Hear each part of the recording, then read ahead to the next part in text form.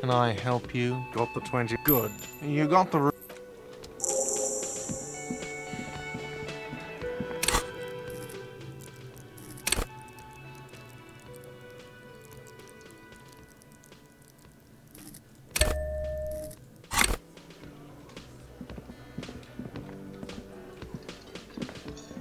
I've got nothing. I am not You could be, Liz. You could be anything. even a mod. Glenn, I went to law school. I am an attorney. He's right. With a face like that, she could be on the cover of Le Debutante International.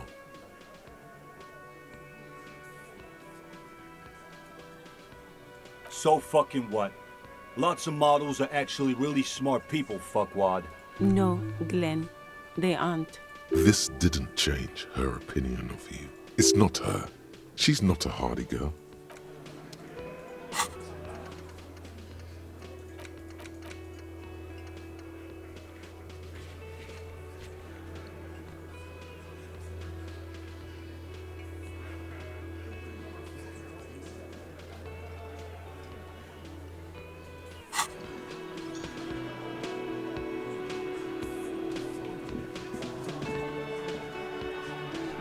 It's you again. What is it?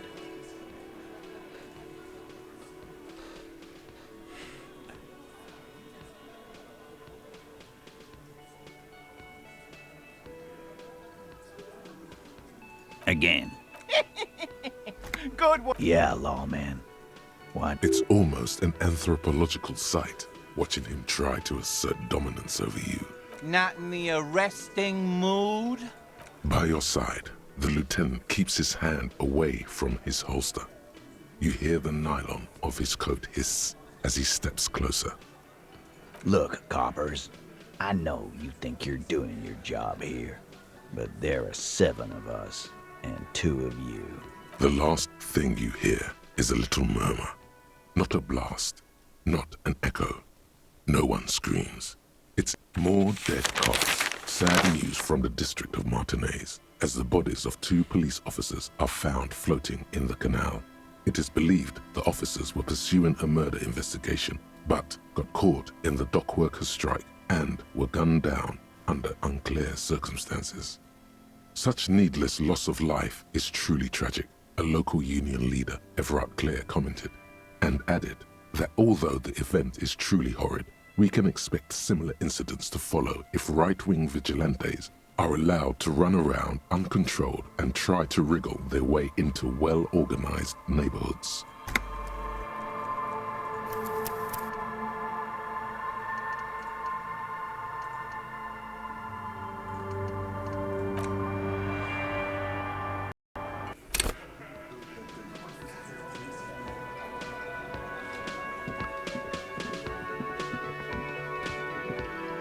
Can I help you? Got the 20. Good. You...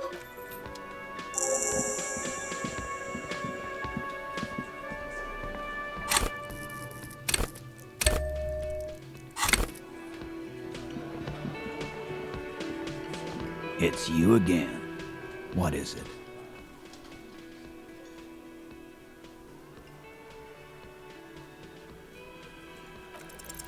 This time it's going to work.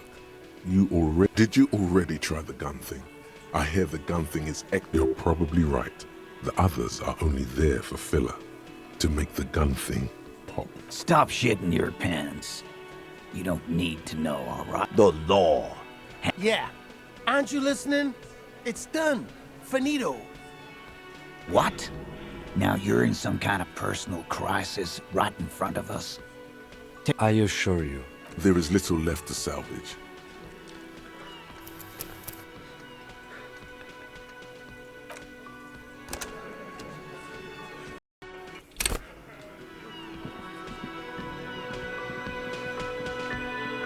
Can I help you? Got the 20. Good.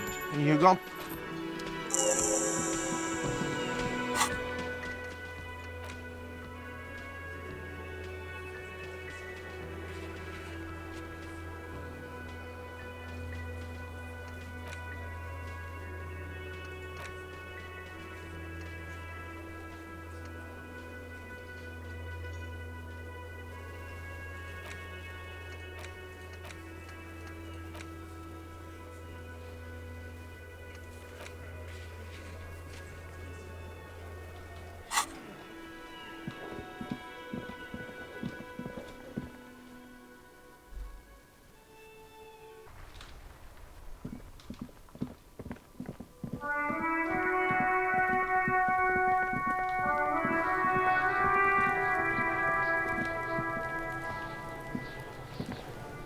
missed a good show before. A kid came by and completely fucked the tree to pieces. He fucked the tree up! Fucked it good! It was porno!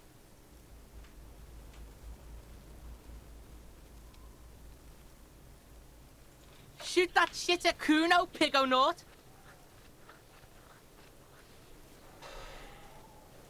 Fucking right, pig. Kuno's filling bathtubs with that shit. Kuno's a kingpin. Fuck no, pig. Kuno ain't dealing to the popo. Not doing the pork pen for your sad speed habit. You don't know Kuno. Belying the act, he's actually telling the truth. Or at least 0.00001% of it. He has a little speed. He's just not giving it to you. You found Kuno's secret door to Kuno's secret shack. It was closed for 5,000 years. How the fuck did you get in? Shit. Get the fuck out of here. You can't do that. He can't do that, Kuno. He's trying to fuck at you again. Pigs can't displace.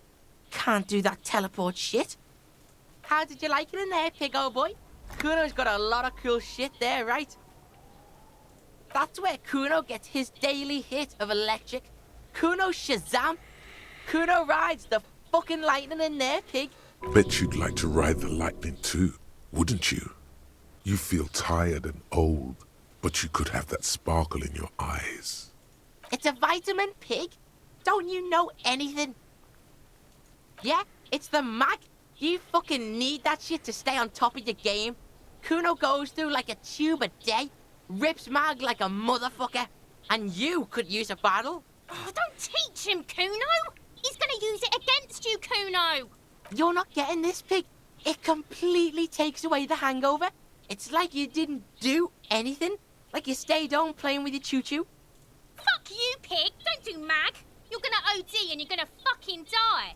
Oh, that? Kuno decapitates pigs. That's just a Kuno demo tape.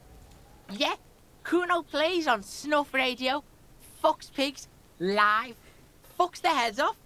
Kuno's a cop killer. Good call, Pigmeister. Don't come and talk to Kuno about his kingdom. Kuno doesn't fucking care. Hear that? Magnesium. That's what you're lacking. The lack of magnesium has you slouched. Yes, and it's critical. Look at yourself.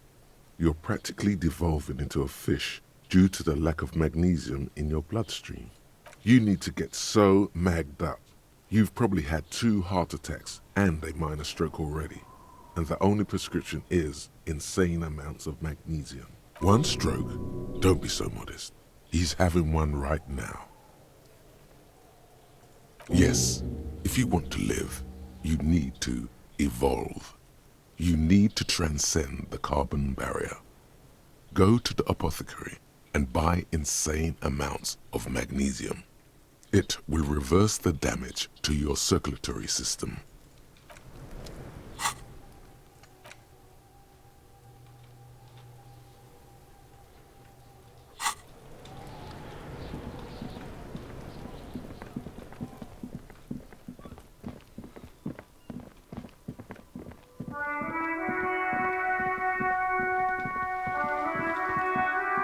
Hello, sir. Step right in. The store is open. Are you interested in a new and exciting book? It's a bookstore, sir. We sell books, postcards, and some board games. It's called Crime, Romance, and Biographies of Famous People. Books? Postcards? Easy. Even a kid would know all of this.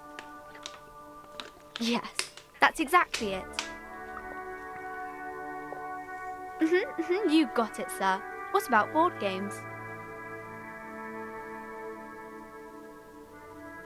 Okay, sir. This was all very enlightening. Can I help you with anything else? Okay, sir. I'll try to answer any questions you have. I hope they're about books. My name is Annette, sir. My mum, her name is Plaisance. She owns the store. She's inside minding the register or organising the stock. Feel free to step in and browse our wares. I'm signalling that the store is open. Otherwise, people might not know. They'd miss out on the crime, romance, and biographies of famous people. A sudden gush of wind turns the pages of the books on the counters. She covers her face, smiling, but she's cold.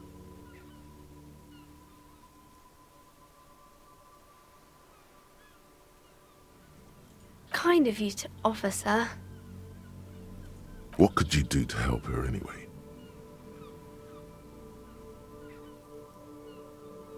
Oh no, sir. I'm happy to help Mum by luring in customers. Besides, I have some hot juice in my vacuum bottle to keep warm. I do my studies at home at the moment. I have to help Mum keep this place running. Mum says it's necessary to do both because it builds character. Mum says a proper worker is dutiful. That's how you get ahead in life.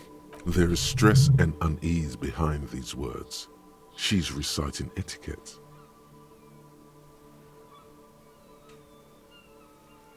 Oh, kings and queens and generals of old, or artists and writers, or musicians, those kinds of people.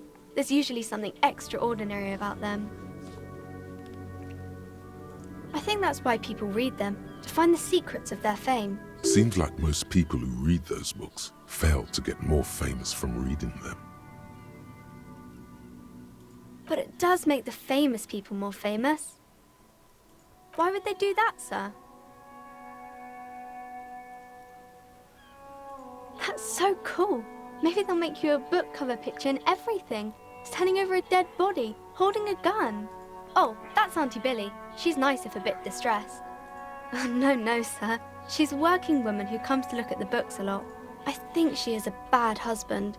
Not very nice or helpful. As you turn, a bright light catches your eye, making you squint. So cool. From a distant sunset, a stage light, flash photography, nowhere in particular. It's just what superstar law officers do. They squint at lights and they solve shit.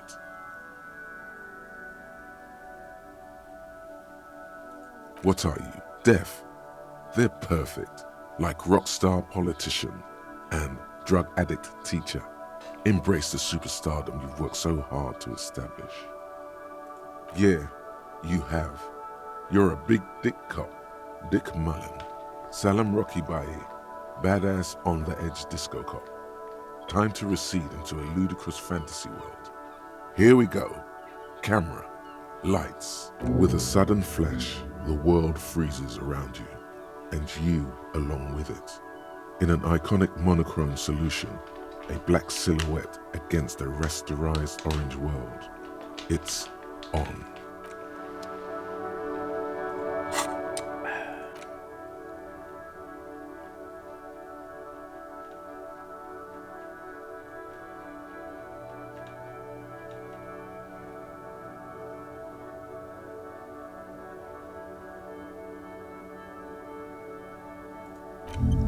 Whoops.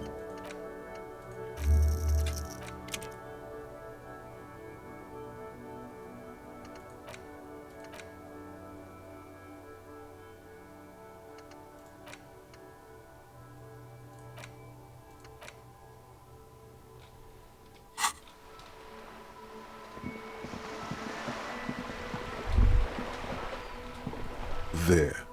Working class drunk. You know what this means, right?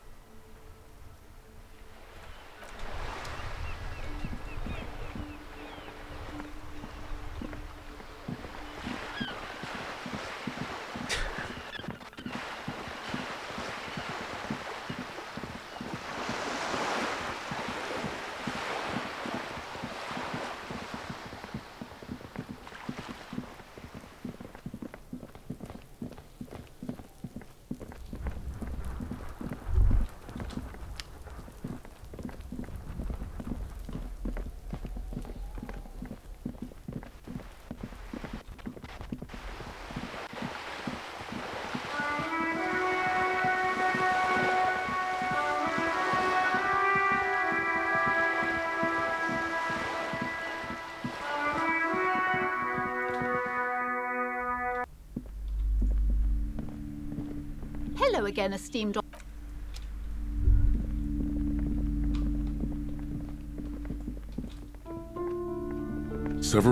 The maps look old and faded. Always good to be informed of your surroundings.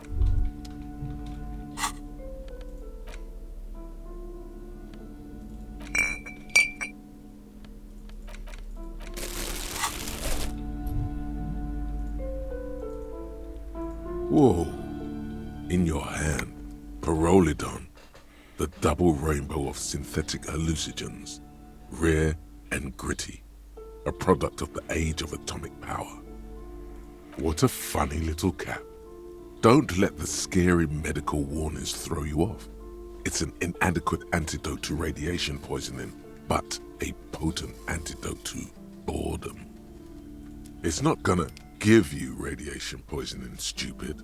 Pyrrolidon is a perfect match for a badass junkie cop who's looking for a little heat.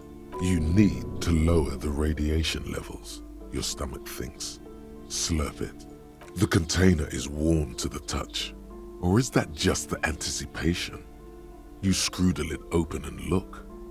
A little slit on the side lets you just slurp it up, like an oyster. Come on, slurp it. You suck a manly dose of the extremely chemical-smelling liquid into your mouth. There, it seeps into your tongue. When you swallow, it's already almost all gone. It tastes like many things, all melting into one conflagration in the back of your throat. As you look around, the world slowly exists as it did before. Only now, gentle flames lick at its edges, as though it were a photo burning. Not really. It's just a metaphor. The effect of that otherworldly drop of liquid is slower, more subtle than that of real flames, yet just as warm. This warmth, it makes you want to share your discovery with Kim. I'm happy for you. His glasses turn golden as the fire reflects off the lenses. You feel this man is your brother. Just don't mix it with anything, he thinks, looking you over.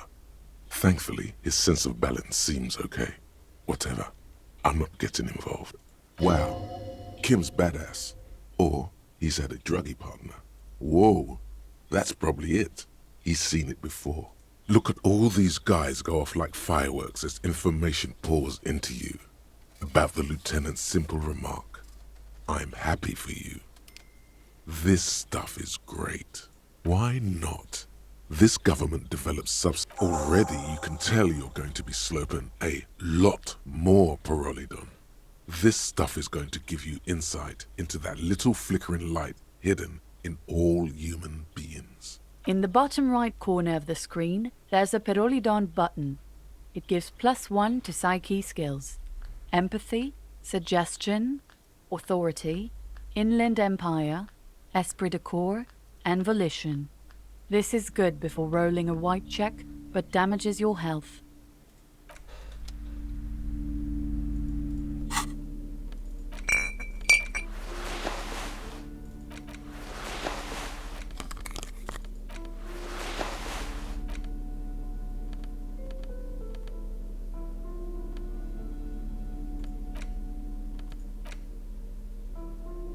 The worn map features the patchwork grid of the streets of Martinez, with directions to appropriately touristy locations. Year 48 resides on the upper right corner. Your finger moves through the various streets. Across Rue de Songs is finally coming to a halt on the spot where you are currently standing. Although the map gives... For a more detailed view of the map, go to your journal.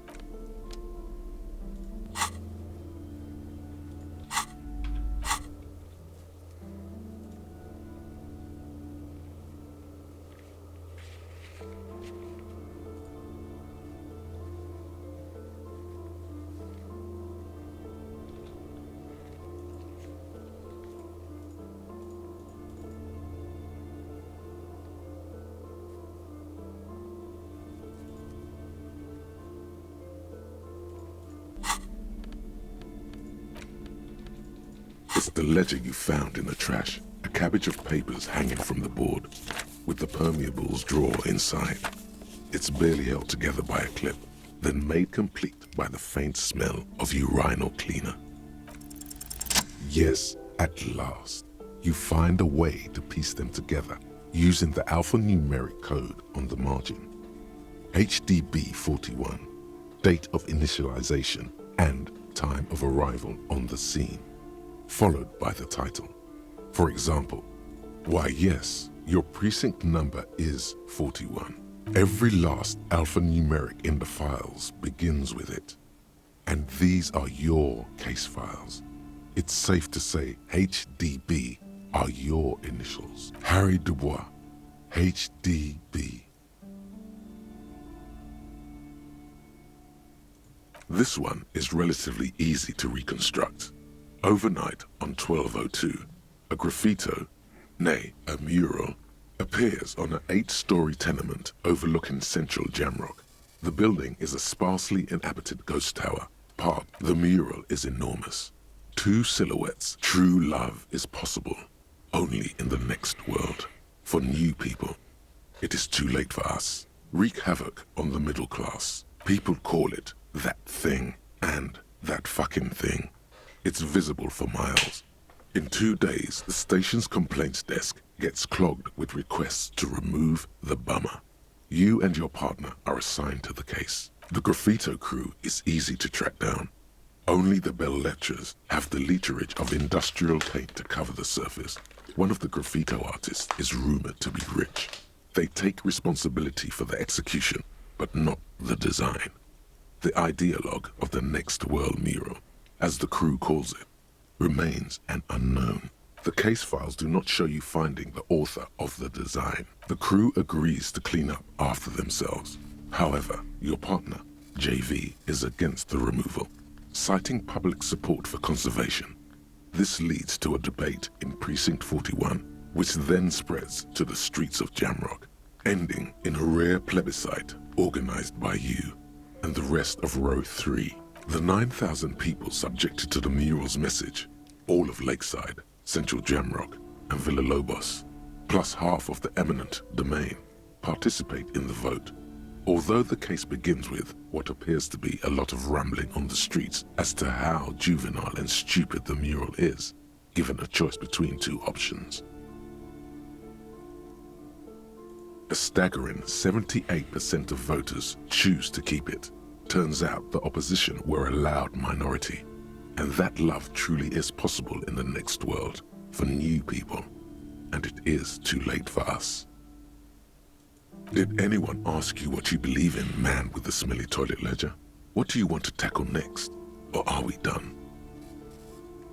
AKA Leslie and Burke, AKA the public indecency drunk and the property damage drunk, is a cursed case. It has been passed from unsuspecting officer to unsuspecting officer for 10 years.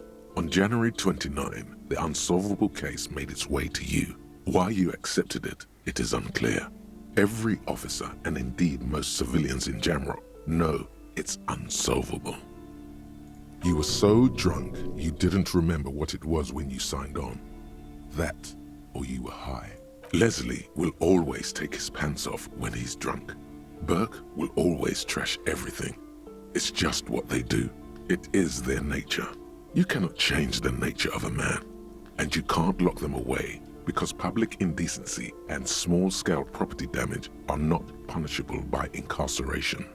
The only way for Leslie to stop flashing his genitals to bypassers and for Burke to stop dismantling signage and rear-view mirrors would be for them to stop drinking alcohol, which in their 40s or 50s, it's hard to tell because of their distorted features, is a medical improbability on par with you ceasing to produce the expression. You would think that, but you're wrong. Where's the fun in exposing your genitals or breaking stuff in your own home? No, Leslie and Burke are on the corner of Main Street and Perdition, because that's where the action is. Can you keep yourself off the streets? Threatening fines, dragging them to the station, locking them up in the hellholes they live in, locking them up in the station, hypnotherapy, even trying to get the local gang of Zemyaki to take them out. The Zemyaki gave them ethanol, so Burke and Leslie would expose and rampage even harder. You tried it all, and still the complaints wouldn't stop, as they hadn't stopped for 10 years. It's plain to see from the files that you, Satellite Officer JV, and Special Consultant TH, had more important cases to attend to. You uncover cross-reference to several ongoing investigations, each brought to a standstill every time you drive down Main Street. Because there they are, on the corner of perdition. And what is Leslie doing? No, that's Burke. Leslie's shtick is flashing his genitals, remember? How will you ever solve the unsolvable case if you can't even get that straight? Well, turns out it's pretty simple. The case becomes considerably less comic one day when Burke takes a swing at your ledger. He must have confused it with the property he likes to damage. But the joke's on him. You're also drunk. Drunk out of your mind on potent Pilsner. You slam the hardened plastic board in his face, then proceed to beat him unconscious with it. In the process, the ledger sustains damage. The compartment within, reserved for permeable documents, is jammed shut. You stop your assault on the now unconscious Burke to open it, but are unable to do so. The officer began to cry, reports Leslie, who, at this point, is tending to Burke. He came at us, and at us. I think he was trying to kill Burko. While trying to kill Burko, you slowly come around. The permeables compartment is open. You've smashed it open on poor Burko's kneecaps. The good news is, Burke can't walk anymore. Can't get out of his apartment, an invalid. With Burke to tend to, Leslie cuts back on the indecent exposure. Maybe he flashes his genitals to Burke, who knows, but both drunks are off the street. The complaints stop. The unsolvable case is solved, which is also why the officer responsible narrowly escapes a disciplinary hearing. The end. Do you want to read another one?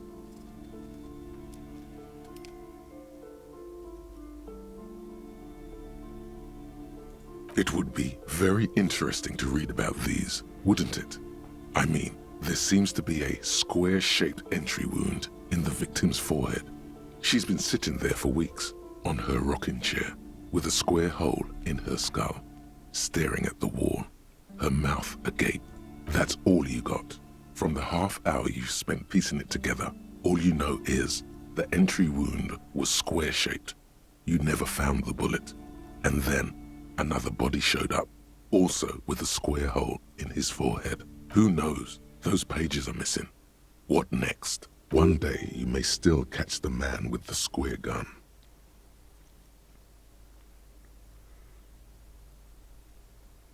Some assholes brought their couch outside and hung out on it.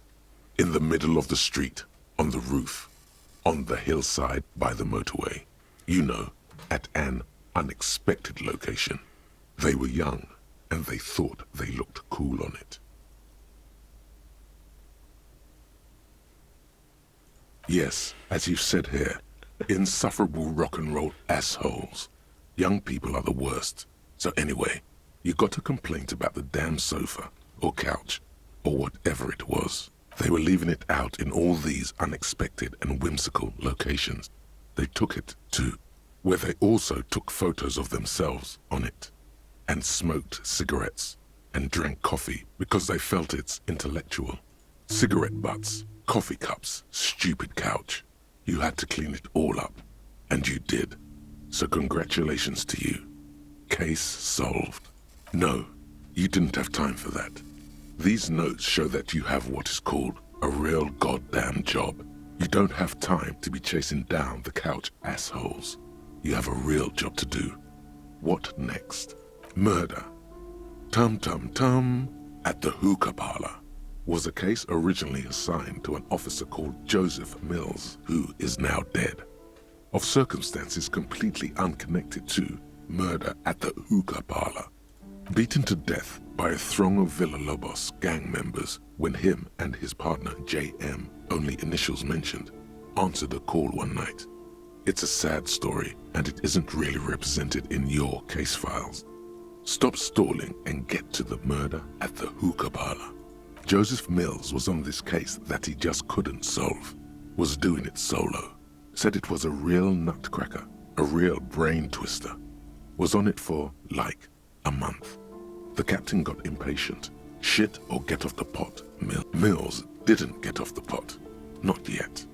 He kept at it for a couple of weeks more, racking his brains, running with every theory, as outlandish as they seemed. Still couldn't solve the murder at the hookah parlor. Tough case, he said. Toughest he's ever had. No, he was awful. Awful sense of humor, too. The word, okay, so the case is handed to you because Mills isn't getting anywhere, and you look into it. Here's the setup. A young man is found dead in a hookah parlor. You know, those places where you go and smoke bubblegum-flavored vapor all day. Yeah, really lame. So anyway, young man in his 20s found with his skull busted open, right on the floor of the hookah parlor, in the middle of the day. No one else is in there, only client that day. In perfect health too. Some kind of movie producer. No one enters, no one exits. He's just sucking on his watermelon hookah all morning, all noon, like he usually does. He's a regular. No calls, nothing. Just sucking on the hookah until 15:45. Then bam, he's dead on the floor with his skull busted open, blood everywhere. What happened? How can it be? Mills has no idea. Invisible assassin, movie deal gone sour. Girl at the counter did it. Nothing fits. Eerie. Man just dropped dead. So you go to the parlor. You see cushions around the table. Table's low, heavy, really sharp edge. See? You can't even read the thing without solving it. Yeah, it was that. Turns out hookah does do something. It turns off your brain's oxygen supply, and you don't notice it until you get up to go to the bathroom. Yeah, he liked his hookah. Stephen was his name. Smoking hookah. Didn't you hear? I don't know. Trying to come up with a movie script, maybe. Anyway, that was murder at the hookah bar. Not much has changed in the meanwhile. A bunch of sodden papers still sags from the clipboard. Just relax. The two sides of the board are slightly misaligned, like a drawer that's come off the slides. All you need to do is bend the plastic on your knee, slowly. The slides snap back into place. It should be possible to just, you know. Without resistance or sound, the two panels move against each other. The compartment is now open. 2 ticket stubs and a handmade postcard.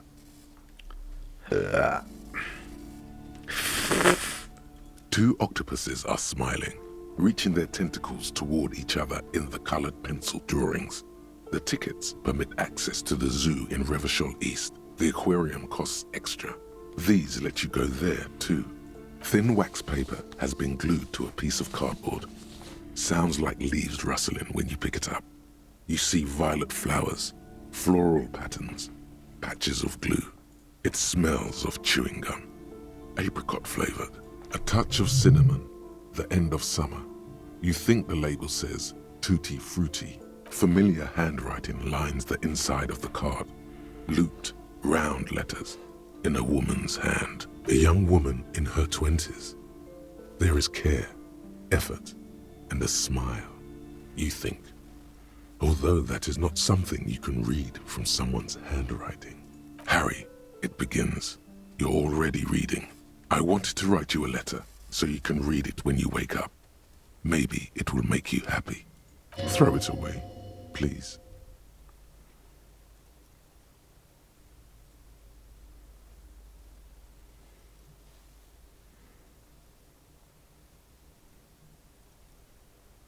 Outside, you hear the wind howl.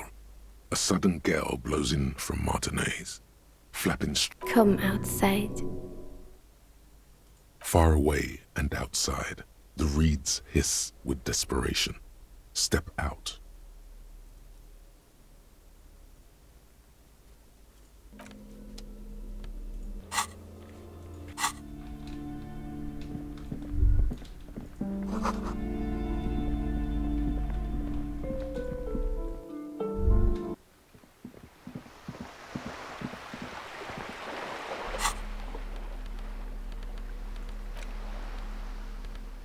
It's the ledger you found in the without resistance or sound.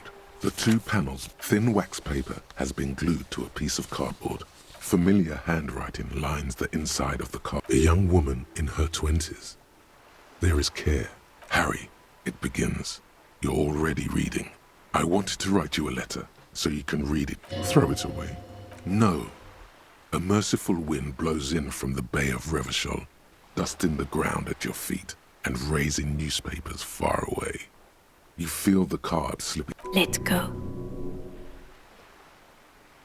Frisson covers your entire body, a feeling of cold, a persistent. Your hands shake, holding on to it. Every morning when I step out and you're asleep behind me, it says, I find a little piece of sadness in me. I carry it in my chest, down Voyager Road. Every step I take, it grows. By the time I reach the fuel station, it has filled me entirely. I step onto the light rail.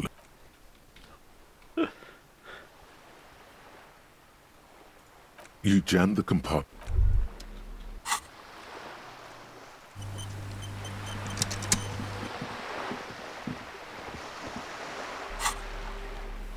It's the ledger you found, without resistance or thin wax paper. Familiar, a young woman. Harry, throw it away. No. Let go. Your hand. Every step I take, it grows. You. Every step I take will get lighter. It almost makes me run. Sometimes I do. I can't believe I met you. I can't believe the happiness I feel with you. You have a vast, vast soul, and I will always, always, always come back to it. Kisses, kisses, kisses. You feel the air sucked out of your lungs and the blood sucked out of your head. Everything around you gets dark. Small white dots appear. Sparks fall like snow from the bow collector. A streetcar distancing. You feel the ledger slip from your hand. No, hold on. To what? There's nothing. Detective, is everything all right?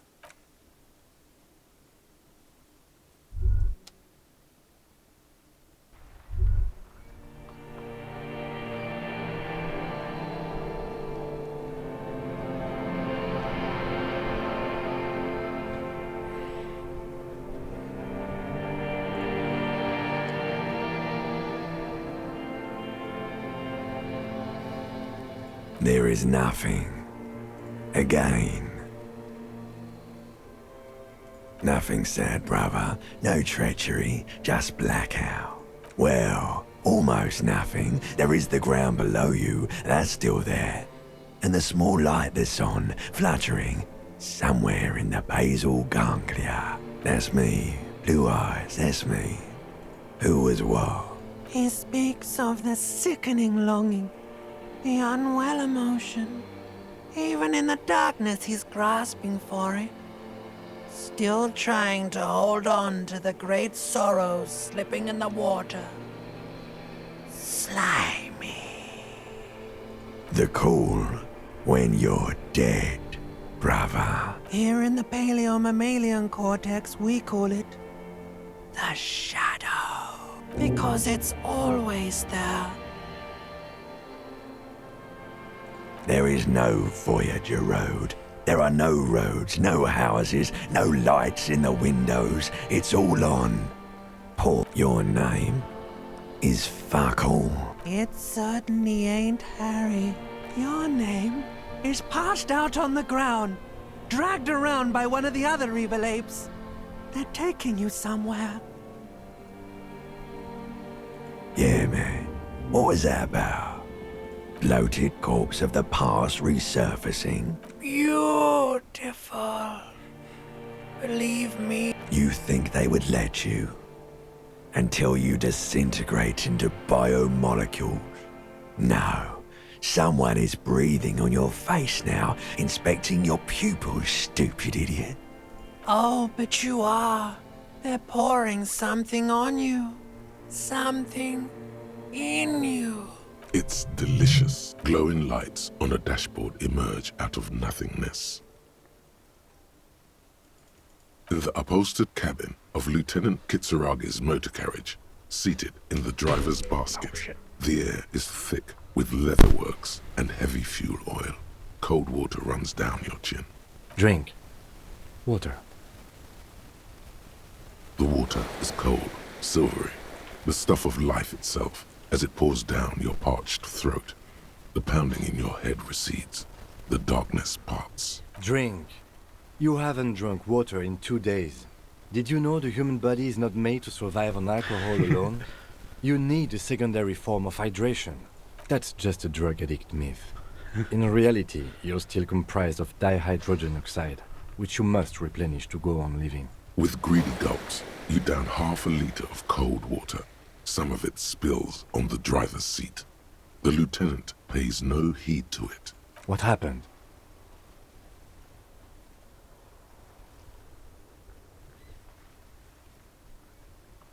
That does sometimes happen.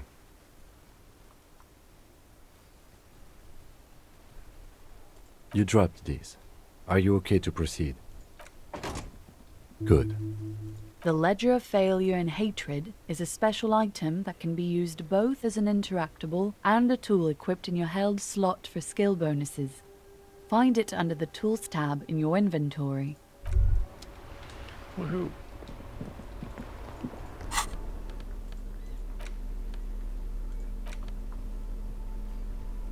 Oh, -2 authority though.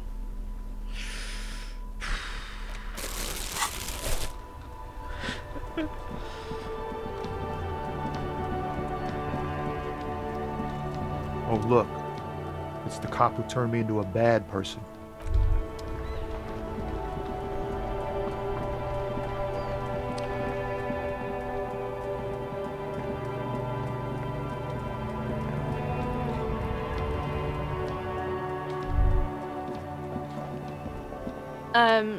Is this about the questions again? A warehouse? I don't know. Maybe. I don't really care what Frit... She looks up from under her brow. Fine. Frit doesn't have a warehouse. Just a little back room here. Okay? I don't really know anything. I mean, I know... Uh-huh.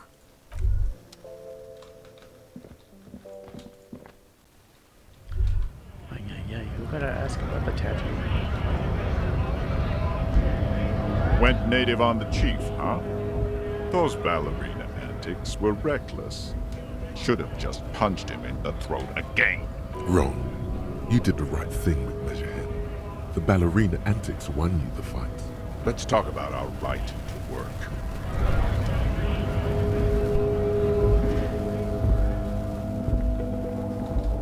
A Stars Ryko, one of the finest Zhimsk-made motor carriages ever.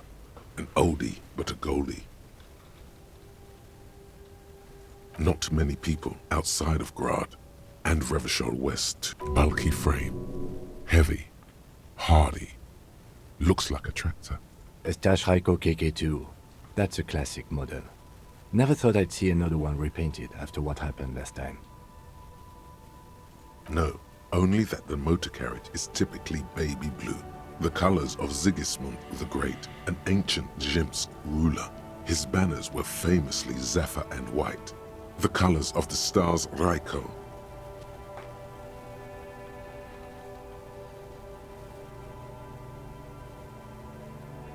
That's, well, yes, exactly it, more or less. Except it was a crowd of them. Tore him out of the vehicle and ran him over with his own tires. They said it was an honor killing, Hussar style. The James community protested the trial, flying the colors. 5,000 came to protest. Correction. 4,395. The fourth largest public protest of a criminal trial in Revachol.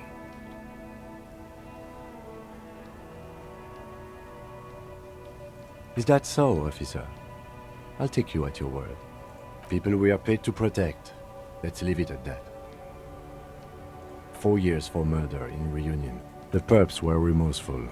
Their sorry knocked 8 years off the sentence. That's the system. The prisons in the greater Revachol Industrial Harbor are already full. Prisoners are expensive to maintain. The longer the sentence, the larger the cost. Could it be another Stajrajko murder? Honestly, that just doesn't seem like the type of vehicle our dead guy would drive. So my initial guess is the two are not related. Yes, detective? Okay. I'm not going to honor kill anyone over this. But I've seen it blue and white. It's much better that way.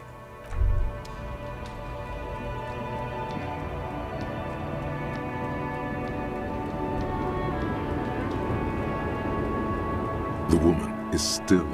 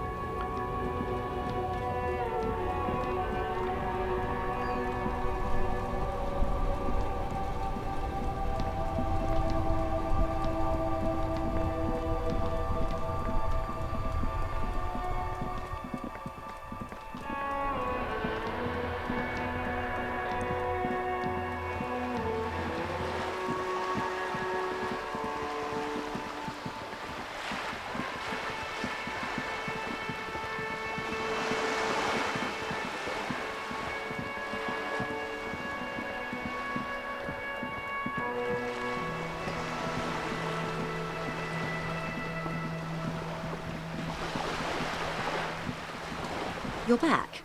Good. What can I help you with?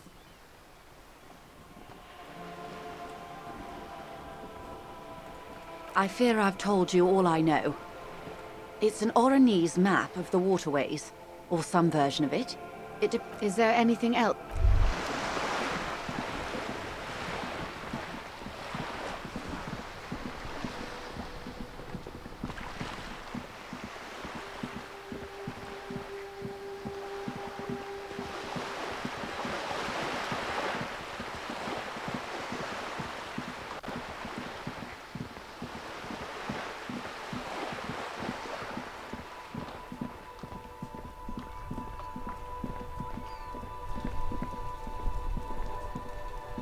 Yes?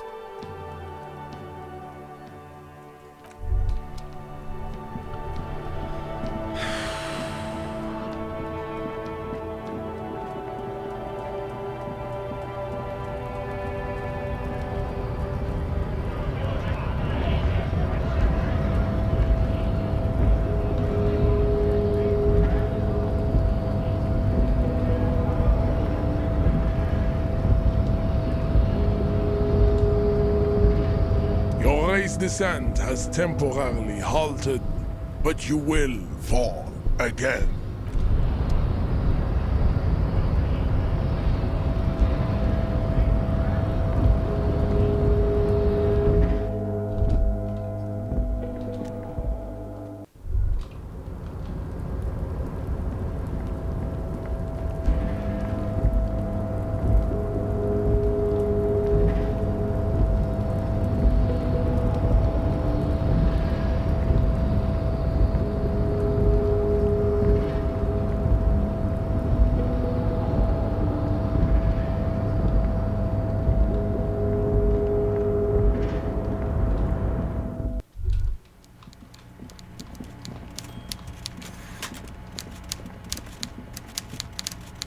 Mr. Dubois, I hear the meeting with Titus was a glowing success. That's such a relief. Titus can be a handful sometimes. Now, what can Everard Clare do for you today?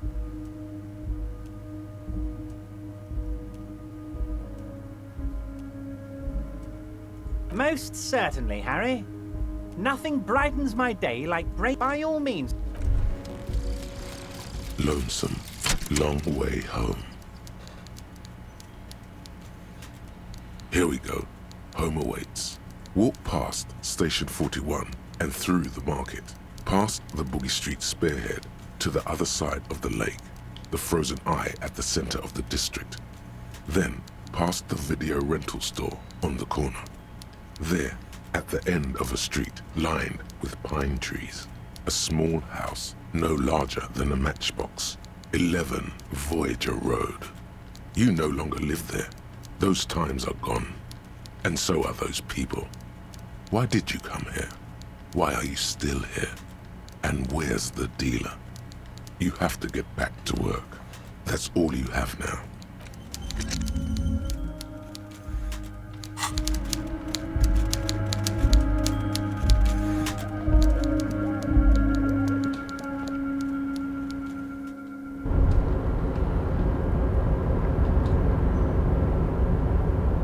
Mister. I knew you'd be back to talk with old Leo here. Yes, I did. It's like Lady Larice said when she opened a bathhouse in the basement of my apartment. Sure, mister. Absolutely. I'm always willing. Yes. Everybody needs a job, and this is mine. I'm Leonard, by the way. Leonard Bellick. But everyone calls me Leo. I'm like Mr. Everett's right-hand man when Mr. Edgar is out of town. And Mr. Edgar's right-hand man when Mr. Everard is Actually, Miss Beaufort is the right-hand man, but she's a lady. Who is this, Miss Beaufort? A real pretty lady with a skin like those Douai Sucre candy bars my missus likes so much. Them are real nice to suckle on once the dinner is done and me and the missus sit down, but I can't listen to the radio all the time. There's so much to do. Yes, this place really seems to run like clockwork. Keep it up, Leo. Well, thanks a lot. Coming from you, it means a lot, really. Sometimes I feel some of the guys don't really get how much I bust my ass for them here. The white rectangle on your clothes might not mean an awful lot in Martinez, but the recognition from an authority figure made Leo's day.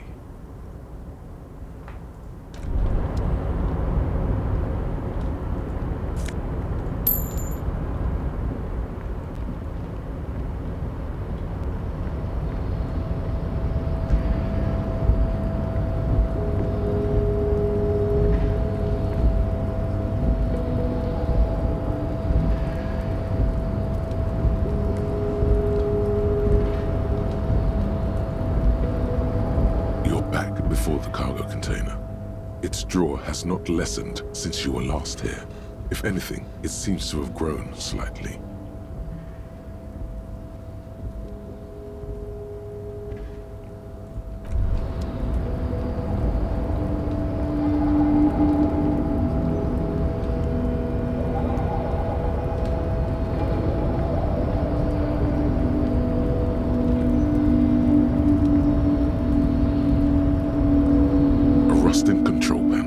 Several knobs. The words marche and arrête are very, very slightly, even more faded with use.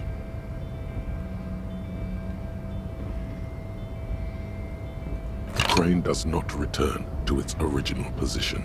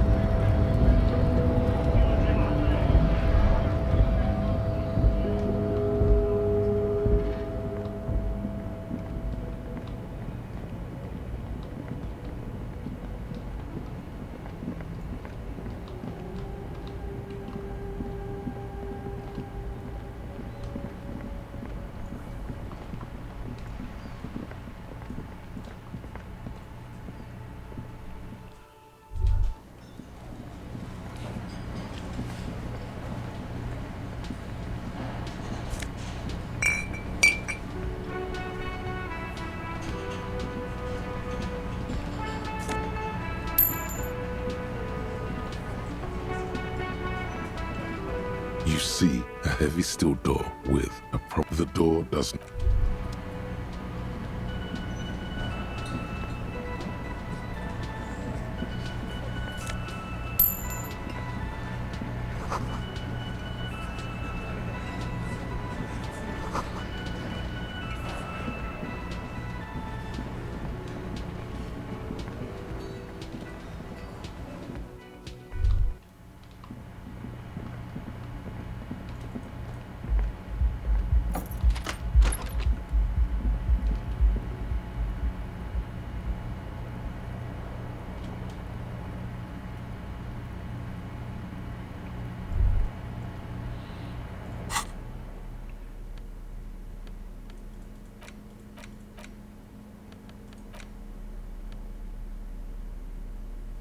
You take the legal documents. The youth center cuts. The youth center cuts into the ocean.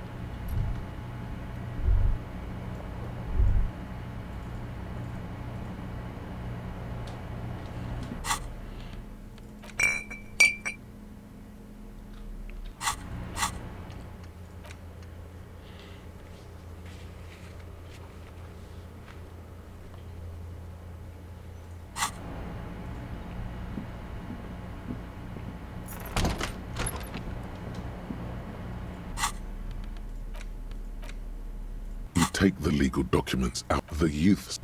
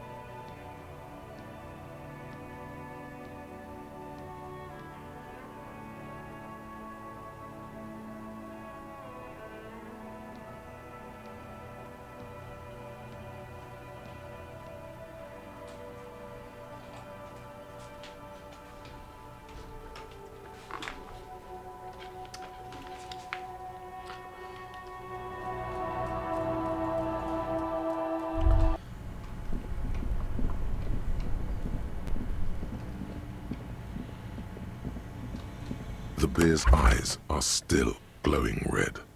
The body is reluctant to let go of the boots. You're going to need to summon all your strength for this undertaking. Whatever you're planning to do, you need to do it before you catch pneumonia in the cold draft. It's not completely useless.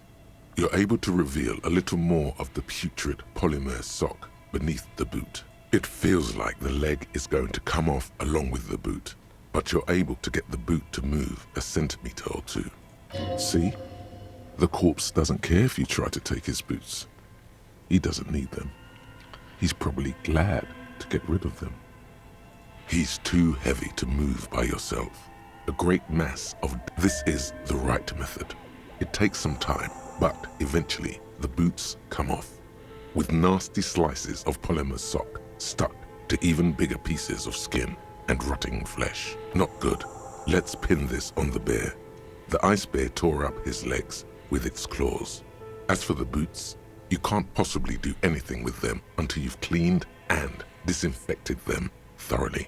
Yes, these absolutely need to be washed before. The stink is incredible.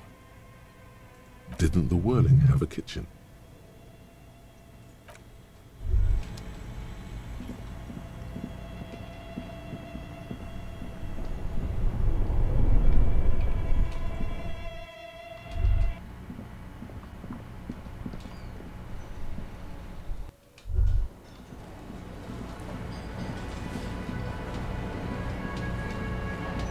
This industrial gas-powered stove has been used to prepare food for many hungry hostel guests.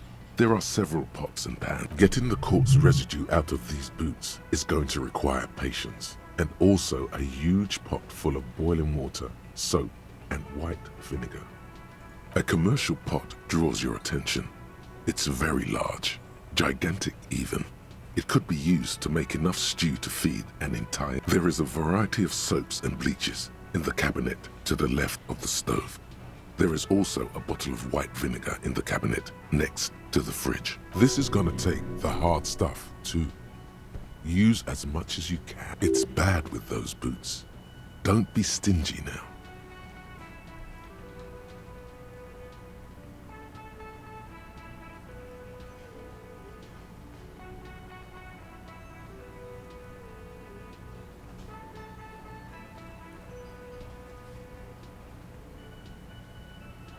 The delicious smells of cheap soap and vinegar waft up from the pot. All right now, chef, light up the stove and boil them.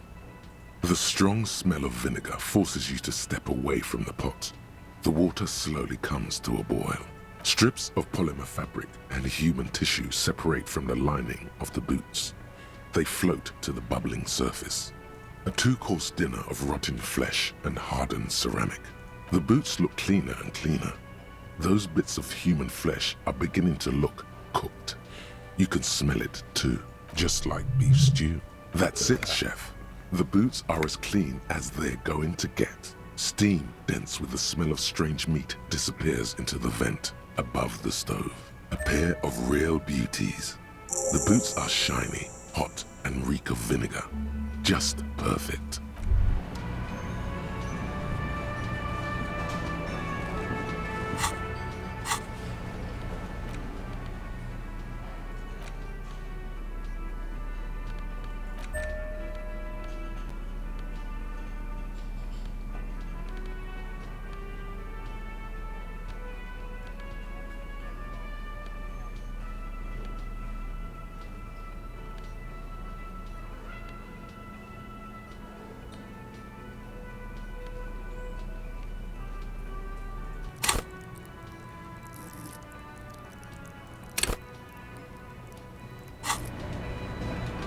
You look down at the white ceramic sabatons hugging your arches and calves, surprised at how well they fit. The hardened vitreous enamel, at once sleek and light, adds a glow to your cheeks and a spring to your step. Just imagine what a full suit of this stuff could do for you. It may be a while before you have all the pieces. In the meantime, you should analyze the armor. Figure out its vulnerabilities. Remember, this is a highly specialized kinetic redistributor meant to stop bullets. Wear it. Observe its properties. See if there's a weakness in the design. For the day you have to fight someone covered in the same material.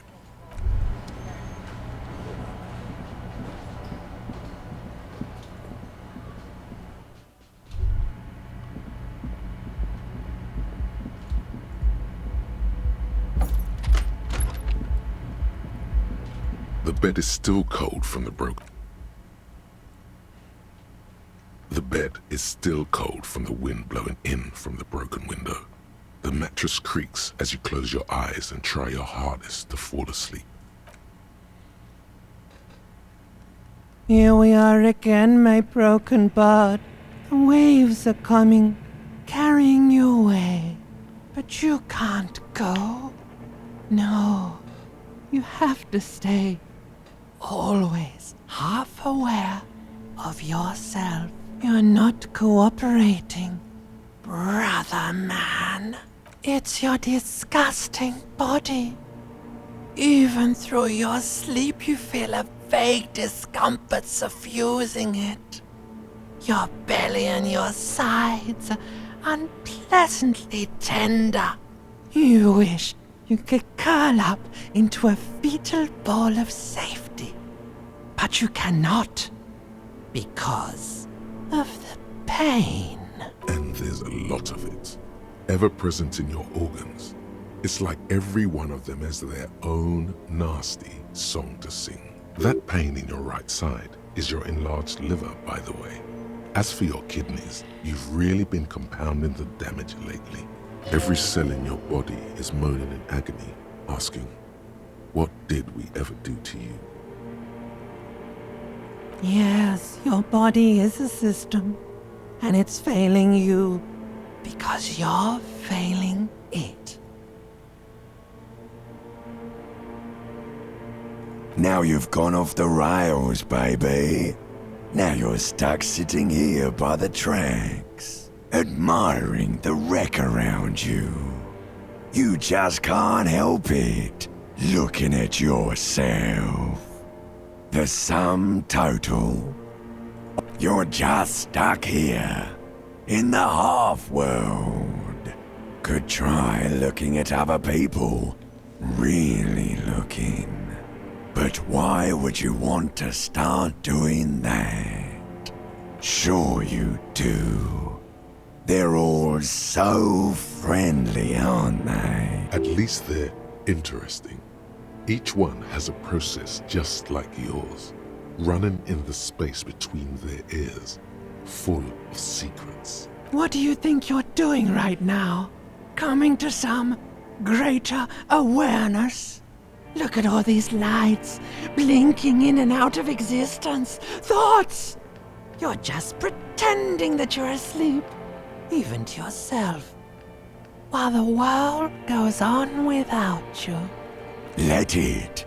Let it. But it never seems to let you go, does it? Time to rise and wipe that shining sweat off as best you can. Gather your bearings. Rock and roll.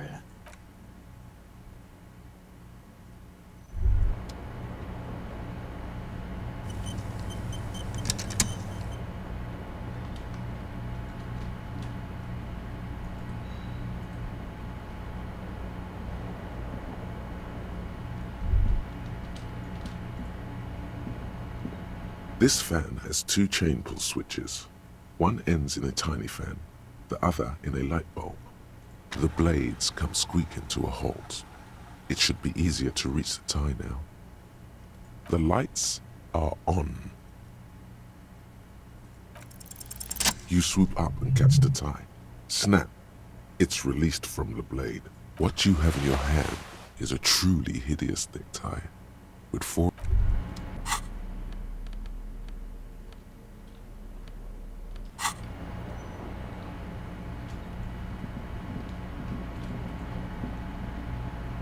A mirror hangs on the bathroom wall. In it, your face, adorned with the expression.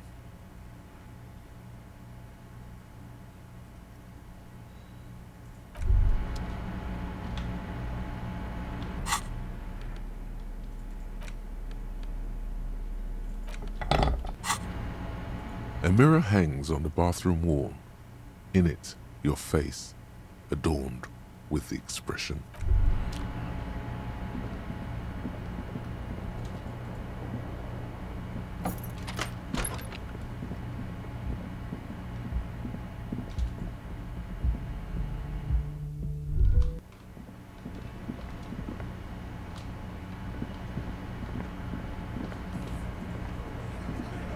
It's you again. What is it?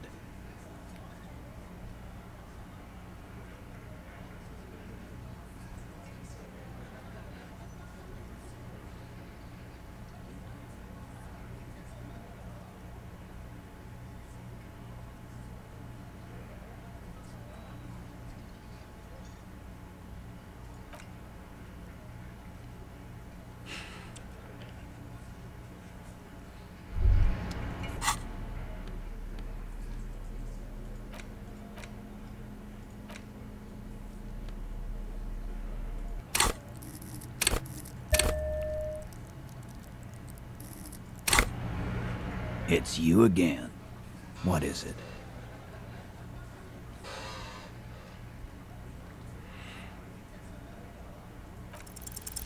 As you look around this room full of sweaty men, swearing, drinking, spitting out tobacco, does this look familiar?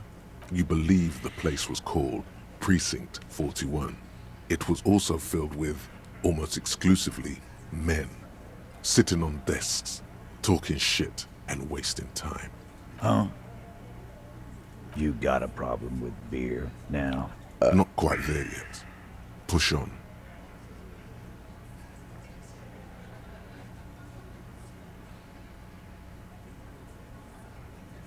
Speak for yourself, buddy. We've been giving a shit for 10 years. Martinez was a dump before we put this outfit together. They don't know, man. They weren't here. We had 3 shootings a week, kids dead, fucking graffito everywhere. You cops haven't shown up since the 30s. Congratulations on the graffito removal. All I see is you sitting around talking about Monica's titties while there's a rape victim. So what? What do you want from me? We took care of that fuck. Don't let him drink that. One more push. Quick. Titus? She stops mid-sentence. That's it. You got him. He's going to give it up, but on his terms. You wanna help her, cop? Fine. I'm gonna let you help her. But you treat her with respect. If you don't, if you question her, harass her, a freight train of pain, buddy. What is her name? Glacia. I'm on due. She's staying here at the Whirling in Rags. A real pretty one. Silvery jumpsuit. Blonde. That's I'm on due. With an O-U. Relationship? There was no fucking relationship. He raped her. That's their relationship. Was like that karaoke incident all over again. Or like some of the other girls he was harassing. Okay, enough. All of this is irrelevant to your stated investigation. He did it before we killed him. He's not gonna do it again. So what does it matter? It would help if we establish a timeline. All right. 2 weeks, maybe? I don't know. I need another beer. Here you go, boss. I know her. How well do you know her? Well enough, Copper. We party. She's been here for a few months. You mean Revachol? Nah. She's an immigrant. Or a drifter of some sort. Been staying here over the winter. Don't you give her any more trouble. She's just had some bad luck, that's all. Shut up, Angie. She doesn't need your help. Titus gives them both a look. They fall silent. What do you think I meant? Yeah, pretty much. No, we just fucked. That's all. I'm not gonna give you any details if that's what you're after. So put your dick away. He's doing a good job here. A commendable performance of I don't give a shit. Remember what I said. Freight train of pain.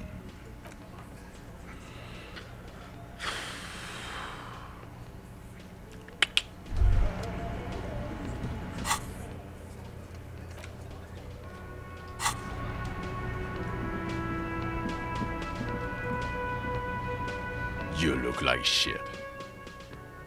And I don't mean that as a metaphor. Wow, you seem stable and in control. Allow me to say, alcohol really seems to have had a positive effect on you. Now, what do you want? There's something about this guy that matches with a face in your head. A similar but different face. He might be wearing a disguise. Yes, it's a hobby of mine.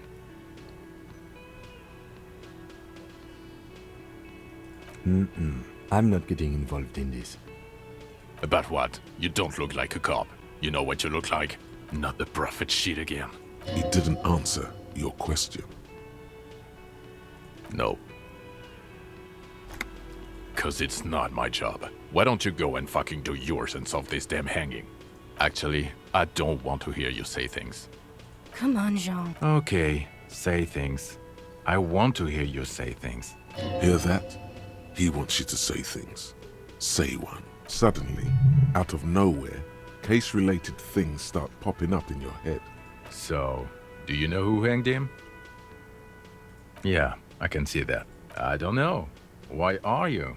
It's like you felt it would be intellectually stimulating and would lead somewhere. A custom even?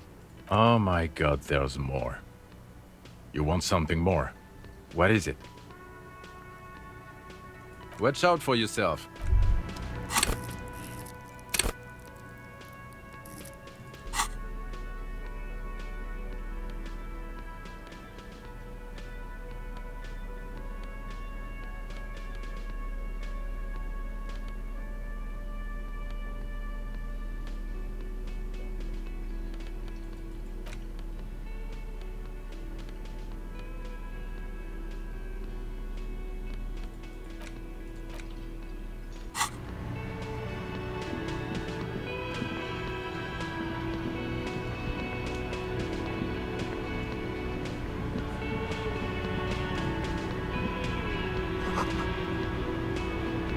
The man ponders his cooking utensils and gives you a little nod.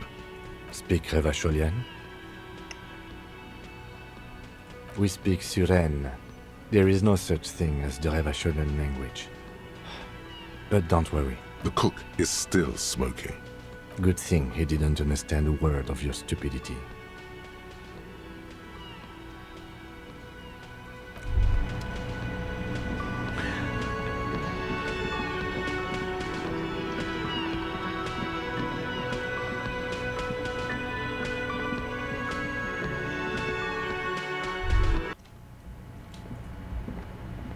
The door is closed. Who is it? Tired. Controlled. This is the police. Come on up. The door is open.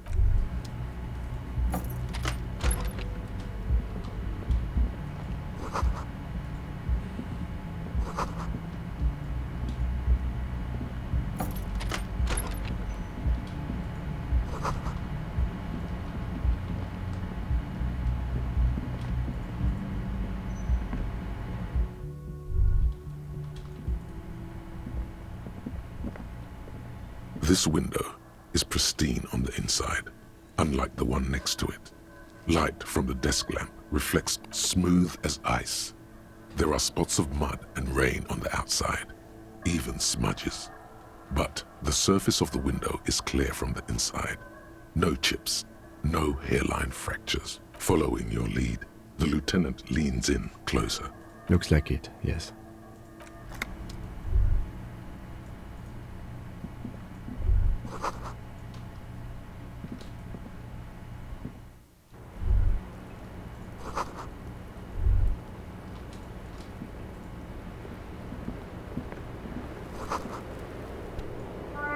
Just as you look at the flowers, a gust of wind raises them from the roof, picking them up in the air. You catch a single white flower between your fingers. The rest fly off into the wind. The young woman looks at the Maybell in your hand. Just a glance, then takes a drag of her cigarette. The lieutenant gives you an acknowledging little nod. Your 9mm semi-automatic finger pistols make 2 satisfying snaps. Strange for such a small caliber of finger pistol to sound so chunky. The flower in your hand is impressed. So is she. That's not actually true. She's looking toward the yard and doesn't notice them, which is probably for the best. Because, didn't someone mention she's a rape victim? The same small, heavy door. No lock in sight. I don't know. It is not the first closed door we found in this building. There is also your mysterious blue kitchen door. I don't know. The further we get, the more this building seems to be tied to the case. Below, the hostel cafeteria creaks and groans under your added weight. A skeleton of composite support beams and cantilevers. A dull thump. Somewhere inside, a wind brace rattles from the imperceptible motion of the building. The vigilantes, the cadaver, and a number of people connected to the case are in or around this building. This door is part of it. It's not unimportant. It's barred from the inside. You hear the bar rattle in the brackets.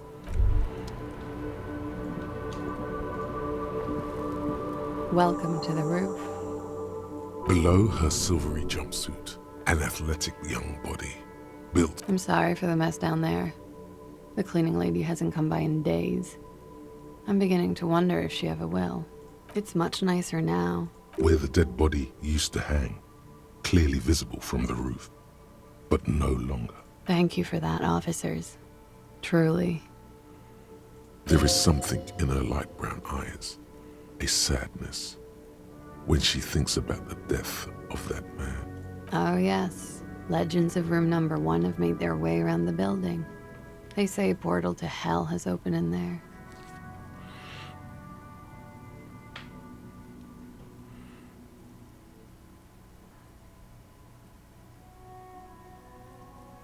A third place?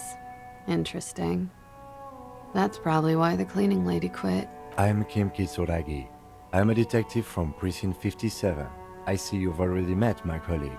Not met, per se, but I've seen him around, Detective. Swooshing by. It has been quite a sight. I am sure it has. In the time we spent together, I must have covered 30 kilometers. He has a track and field approach to police work. Isn't that odd? How can you run so much? Why not?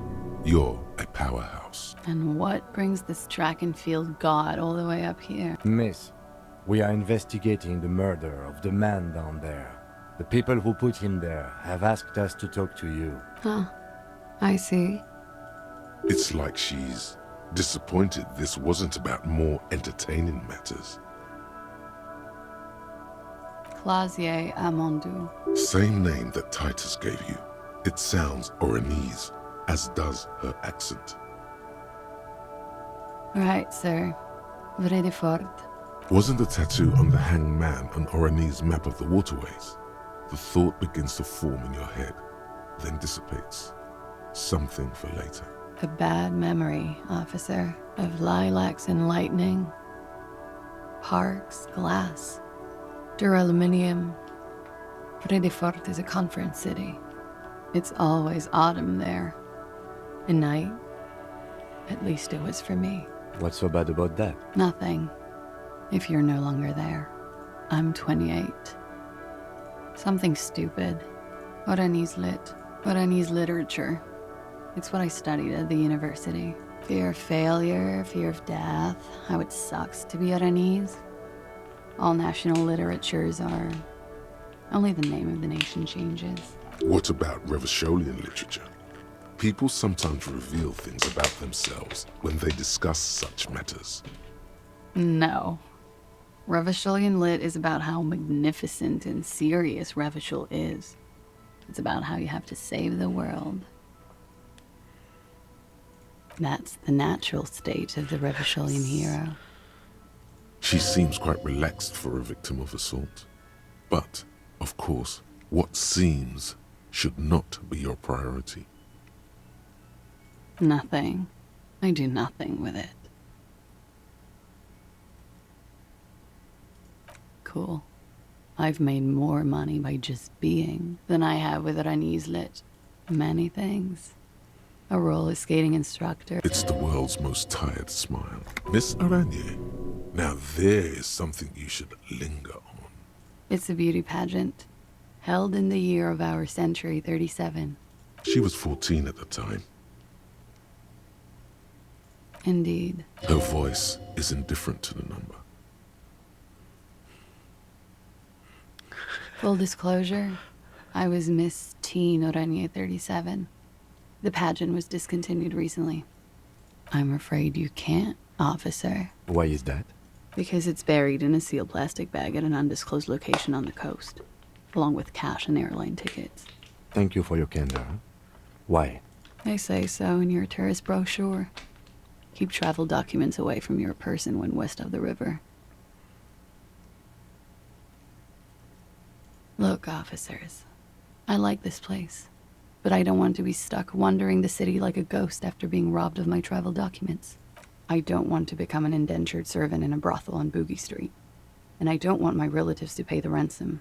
There are plenty of other reasons for hiding your documents from the law. It's also why I hid it. Why else? I'm an unpopular girl. There are people back home who don't like me. If they show up, I'm in a hurry. The kind of hurry where you can't afford to not find your documents.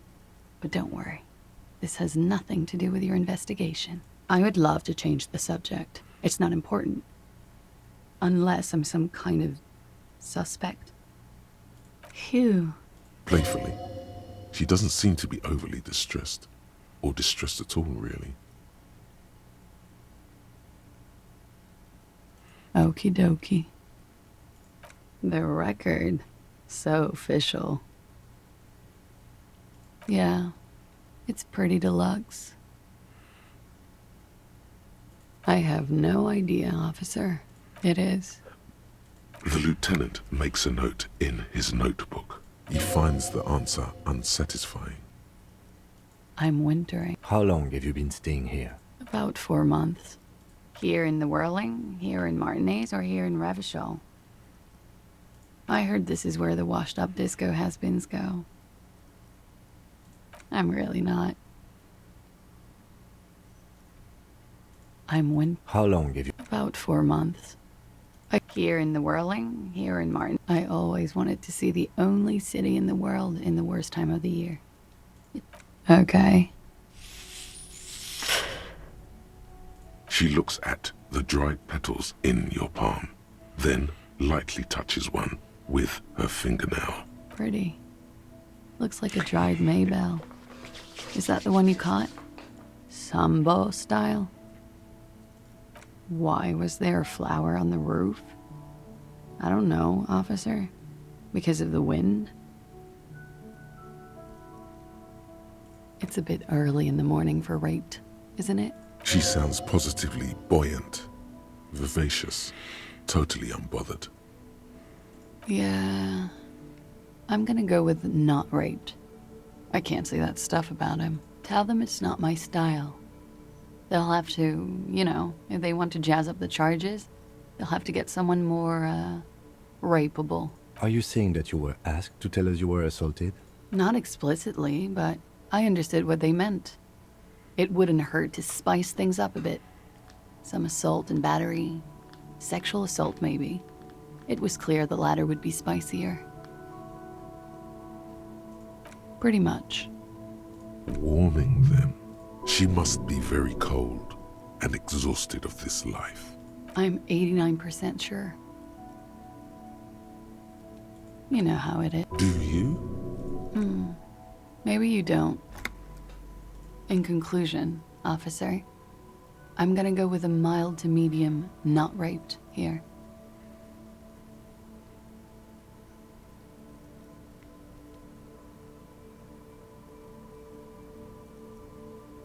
Let me make this 100% clear then, officer. I was not sexually assaulted. Would I be as flippant if I had been? You get the feeling she might be.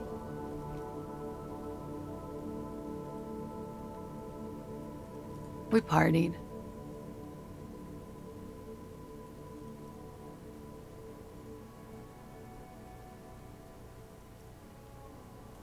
A lot of partying going on. From Titus. About her and Titus's relationship. That's where you heard it. With all due respect, sir, I think we partied a little harder than that. Please, you're alive and 50. I've known people who party so hard they're dead at 14. What did you do when you partied? We drank, sir. A lot. For weeks, basically. We had that effect on each other. We made each other drink harder. That's why I liked him. What else? Stimulants. Speed also has that effect, making you drink harder. And then drinking harder makes you do more speed. It's quite the combination. We also had sex. A little. The drugs were good enough, and we did enough of them. How did you two meet? Downstairs. At the bar. He was on some sort of assignment. A military man, as you probably know. Had a cool, scary scar. When was this? A month ago? Something like that. Oh, yes. I've had a great view.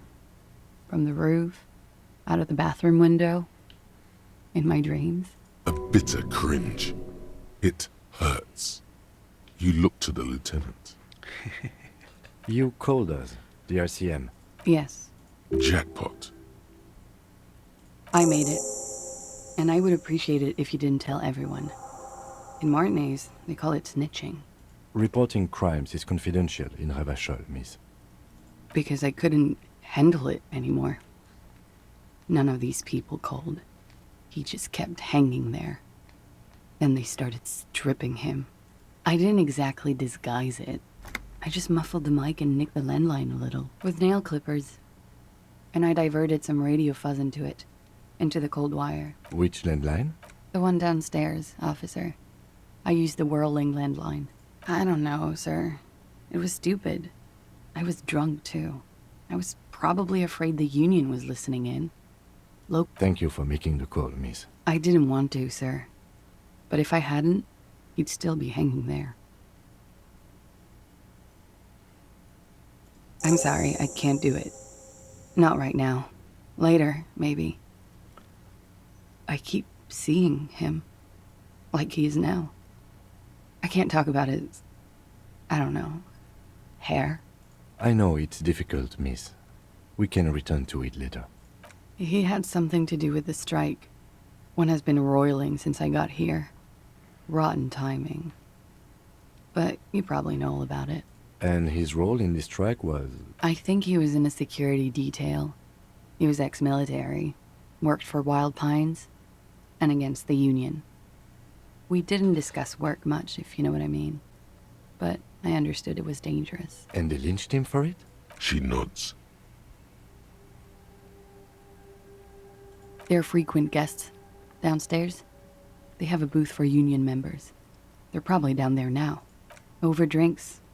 It's been a long, boring winter. A little, yeah.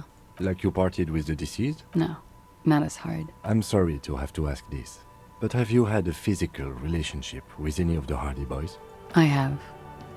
Which ones, sir? I don't remember precisely. Titus, obviously. But as I said, it's been a long winter.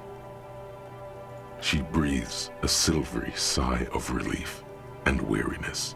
The air on the roof feels humid. Should we head by downstairs, officer? We may have things to discuss there. She nods. Silvery cigarette fumes disappear into her mouth. Why not? I'll be here until 11 p.m., drinking coffee, most likely.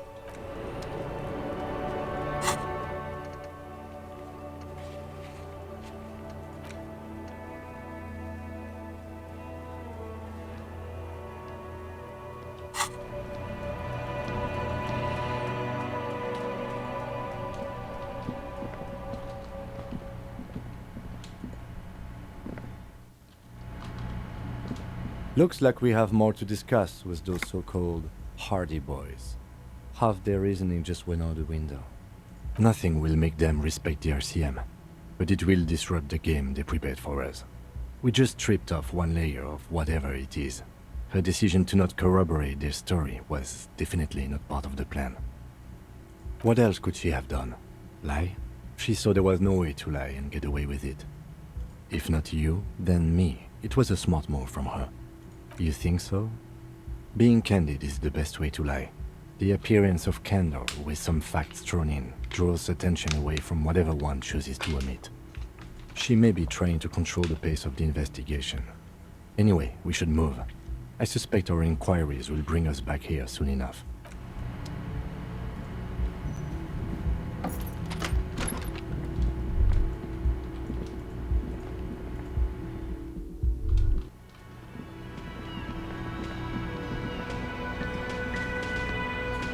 It's you again.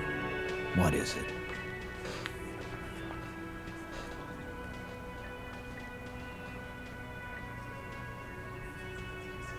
Again?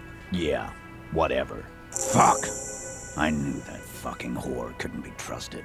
For the record, Titus Hardy did not explicitly specify the victim as a whore, nor did he say anything about trusting her. Oh, shut up and stay out of this, Liz. He raped her. He was out of his fucking mind. You have no idea. She's just in denial, asshole. You don't understand the traumatic experience. She's shutting down, and she doesn't fucking trust you. Yeah, she's crazy, you know. A crazy bitch. You know the type. She's fucked up. She wasn't raped. The witnesses' statements were very clear. Lawman, I'm at the end of my goddamn rope with you. I fucking told you not to push her. His hands become fists. And you went and pushed her. I am gonna fucking hit you. Duck. Titus Hardy. Success. Titus backs off. Fists down, everybody. Goddamn, no one tells you to put your fists down. Everett personally sent me to take care of this. If this goes south, we'll all be in the shit. But you, Titus Hardy, are going to be buried. Am I understood? Look, Copper. We know that that fuck was a rapist and a killer. We got him confessing to it on tape. Show it to him, T. What's the harm, right?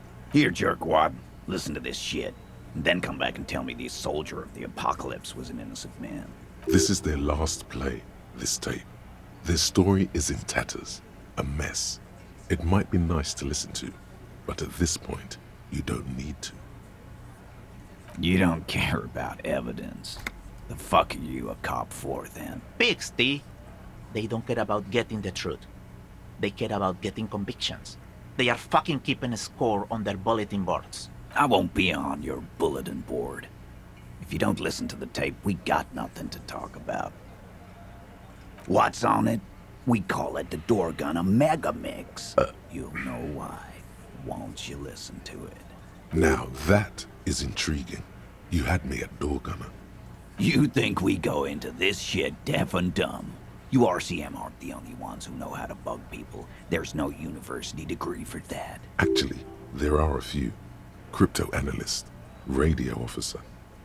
Yeah, like you have one. Smart ass. Bear. We have machines. We're in logistics. How do you think a harbor works? It's advanced stuff. Understood? You've listened in on their communications. How long? Since way before their chief started taking swing lessons. Things got nice and quiet after that. It's not advanced. You just hold up in a coop all day, writing down what they say. It gets hot as hell in there. Don't put yourself down, Angus. It's important work. Yeah, man. You're like a radio genius or something. Those notes are some in-depth stuff. Indexes and shit. I'm sure we can find a tape player. Where can I listen to this? Why don't you try shoving it up your ass, genius? Yeah, play it with your ass, cocksucker. I'm sure we can find a tape player. It's not a problem. Your room had one. Or maybe it's too broken. Don't forget your tape, lawman. Compliments of Titus Hardy. You do that. Oh, and keep it. Maybe you'll need a reminder of human ugliness someday. Again. Just get the dead guy. Good one. About fuck.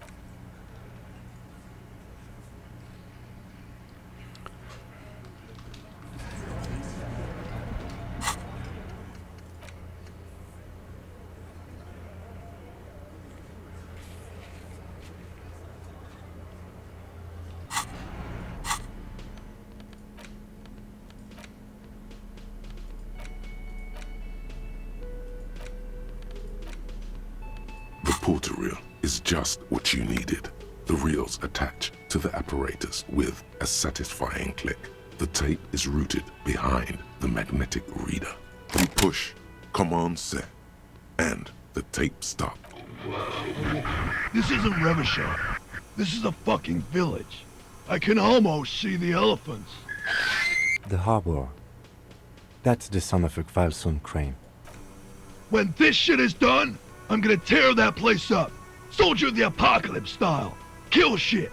Dogs and chickens too. I'll fucking do them all in. Rape that disco cunt on the counter. You know, the dance a whore upstairs. Never did get that taste out of my mouth. The lieutenant presses the button marked Arrête on your porter reel. The tape stops spinning. End of recording. It seemed authentic enough. Probably recorded off the shortwave, then edited to seem more incriminating. He sounded like he was on patrol around the harbor walls. Still, it seemed authentic enough. Probably recorded off the shortwave, then indeed, but Corty could be short for Cortenar, one of the other mercenaries, the one he was talking to. The third one must be relaying the signal. A village on the Samaran Isola, in South Safre. Grad committed war crimes there, the kind of thing he... Who knows? Maybe the tattoos would have an answer. We would need to know the story of this man's service. I think we've got a few more questions for Clasia, don't you? This seems to contradict her testimony.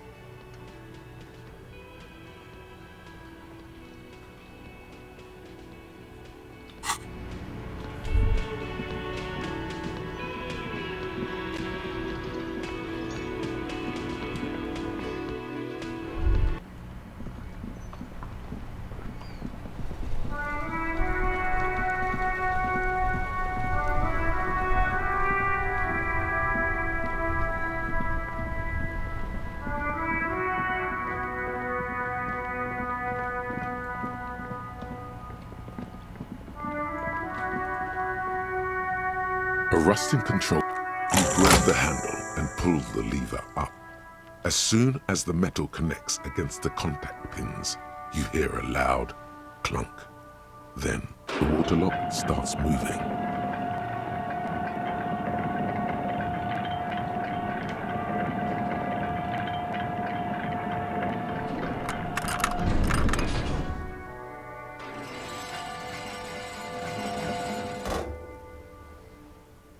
Alright, we can go to the coast now. Expect rugged terrain and drunks. And if you wanted to forge that document for Evrard, now you can.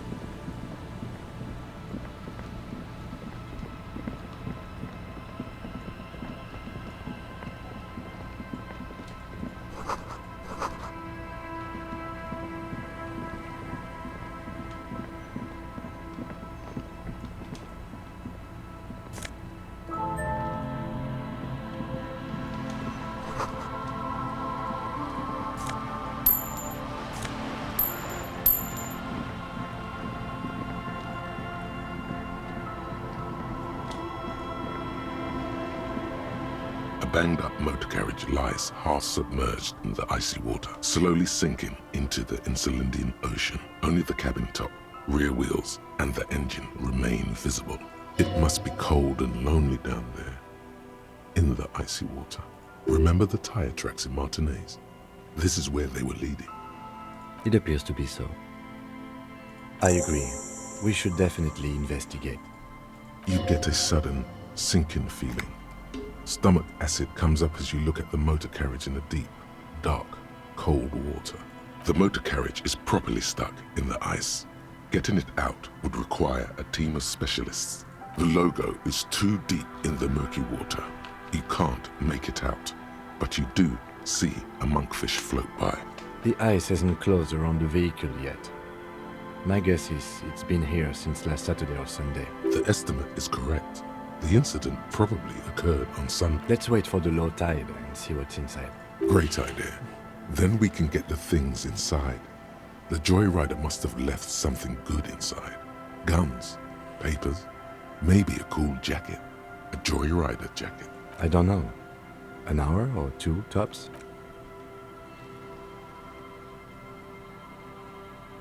As you sit down in the old, rusty playground, the world around you becomes very silent. Nothing but the sound of seagulls high above in the sky, echoing like distant laughter. Ice cracks around the blue motor carriage in the sea. The tune on your lips forms a strange yet undeniably beautiful contrast with the surrounding bleakness. The lieutenant gives you a quick glance, then, still looking straight ahead, he joins you with a higher pitched and slightly more melodic trill. Two birds on a wire, whistling by the seaside, looking at the water and the sunken car. The wind blows. In the distance, behind the church, some vagrants are having an argument over a bag of tear they found in the reeds. Further away, a flock of seagulls lands. The clouds pass in the sky, and the shadow of the swing moves like the hour hand on a timepiece. 30 minutes have passed. Looks like this might take a while. Time to present a good topic for discussion.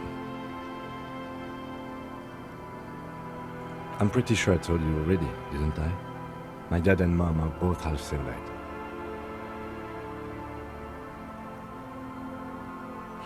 Clouds on the horizon grow darker, and the shadow of the swing set keeps climbing.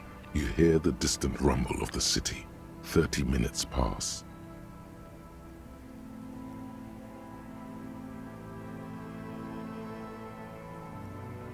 Luckily, I am already a member of an independent organization, and therefore do not have to choose between a rock and a hard place. Your voice echoes on the water, strange and out of place in the environment. 30 more minutes pass. Detective, I've been able to make out the mark ever since we arrived. I find it odd that you haven't. It's a Coupri, Model 40. It is a simple and rugged machine, favored by working men, government offices, firefighters, animal control people. You know, those kinds of people. Yes, 41. What do you think it stands for? Does he know something about the driver of this vehicle?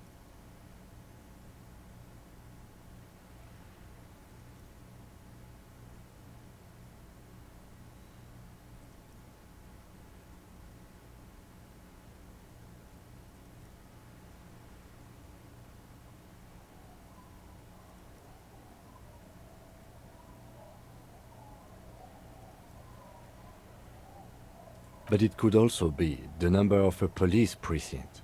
Precinct 41. Your precinct. A massive pit opens up in your stomach, and the most terrible feeling comes over you. You feel like you're about to faint and fall off the swing. Your hands get clammy, and the air tastes sour to... No. Just nope. Say no to this, Harry. Yes, your car is in the sea. Face it, so we can start dealing with this. The lieutenant just shakes his head. I'm afraid so, yes. It looks like you drove your police motor carriage into the sea after you jumped across the canal. Of whom? I don't think so. If anything, you were probably drunk. Probably. Try definitely. People are more valuable than machines. Training a police officer is even more costly. The lieutenant adjusts his glasses and doesn't say anything. You can still whistle. Besides, the night is always darkest before the dawn.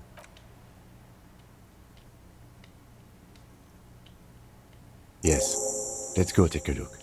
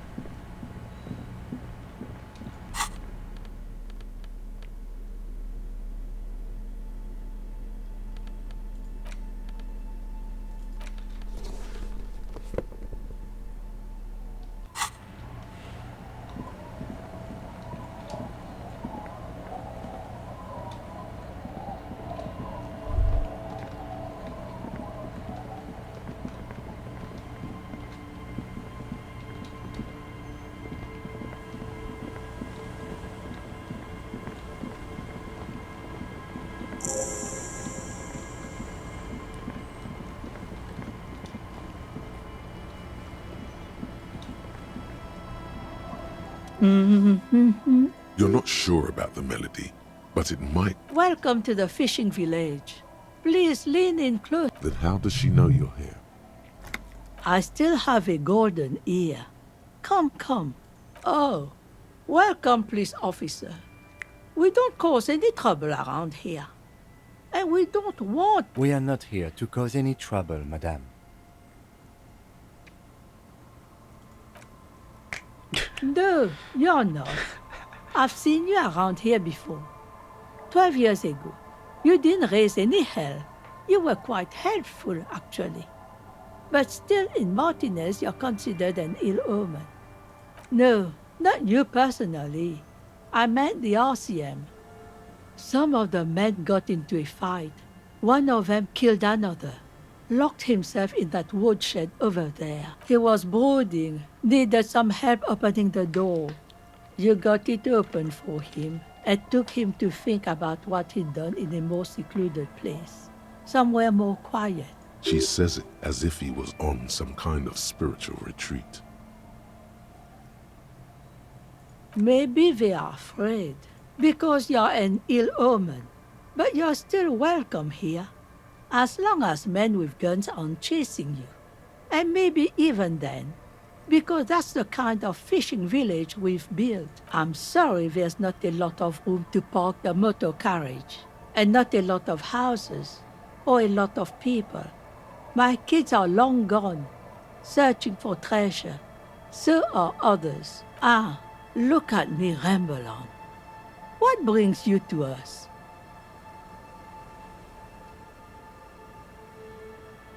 Stay? But that said, if lodgings is what you're looking for, I've got a free room in the shack. I won't charge you for it. Take it as a gesture of goodwill from the village to the RCM.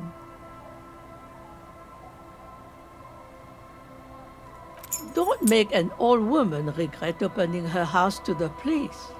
Well, if you are not in the hostel in the morning, I'll know where to find you. Here, in a shack.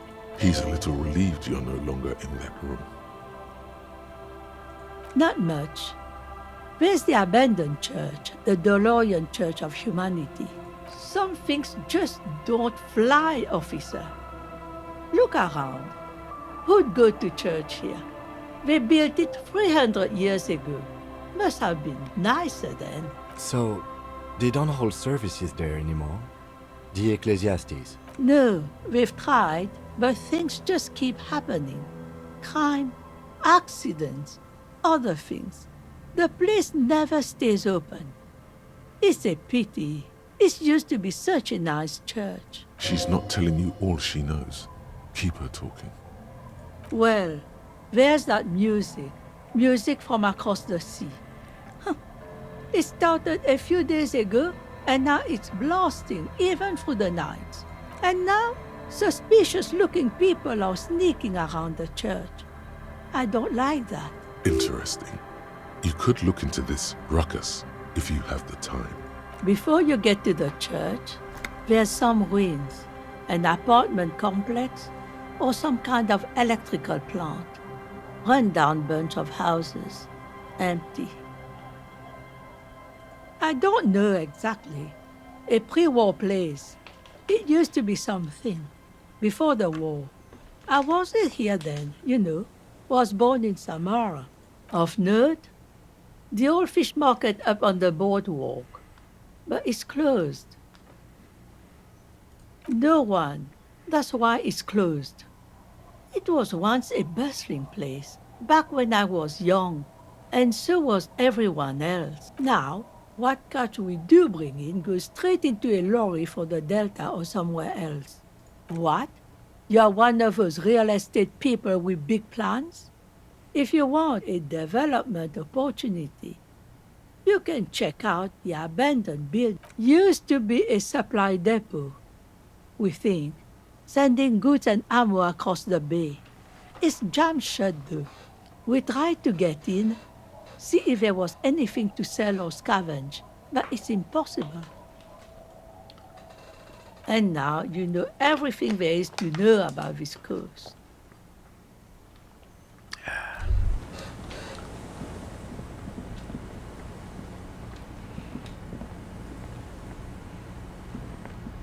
The scruffy-haired little boy kicks a stone. The other one looks indistinguishable from him. He watches his brother kick the stone with his tongue lolling out of his mouth. The kids don't reply. Absorbed, the stone-kicking one becomes frantic all of a sudden. He looks just like me. The boy doesn't answer. You're bad with kids. Maybe I am. Now, how about some actual police work?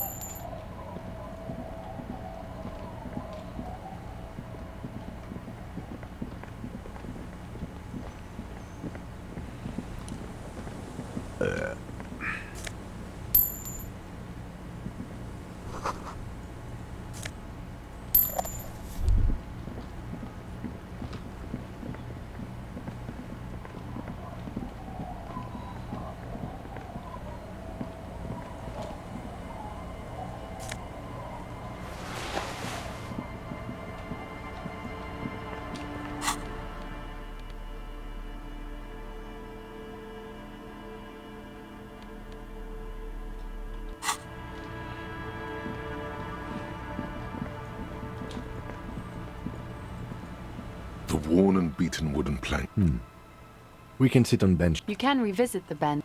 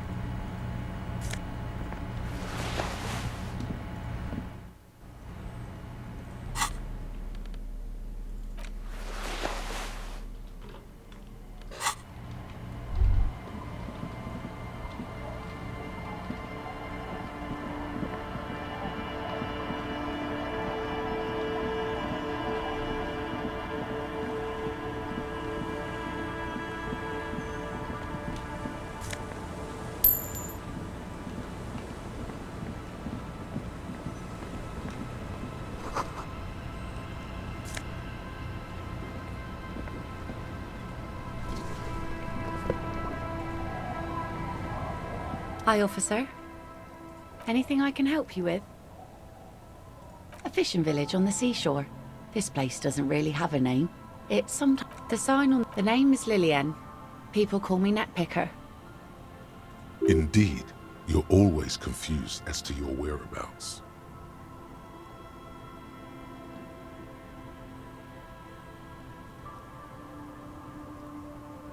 Unfortunately, the factory sold this one with a 3-year warranty instead of a story. It's to intimidate folks mostly. It's a regular mass-produced sword, like a shovel or an axe. From time to time, people need a lesson in respect. That's just the way it is. Back in the day, I caught the eyes of many men. And believe me, men need a lesson in manners from time to time.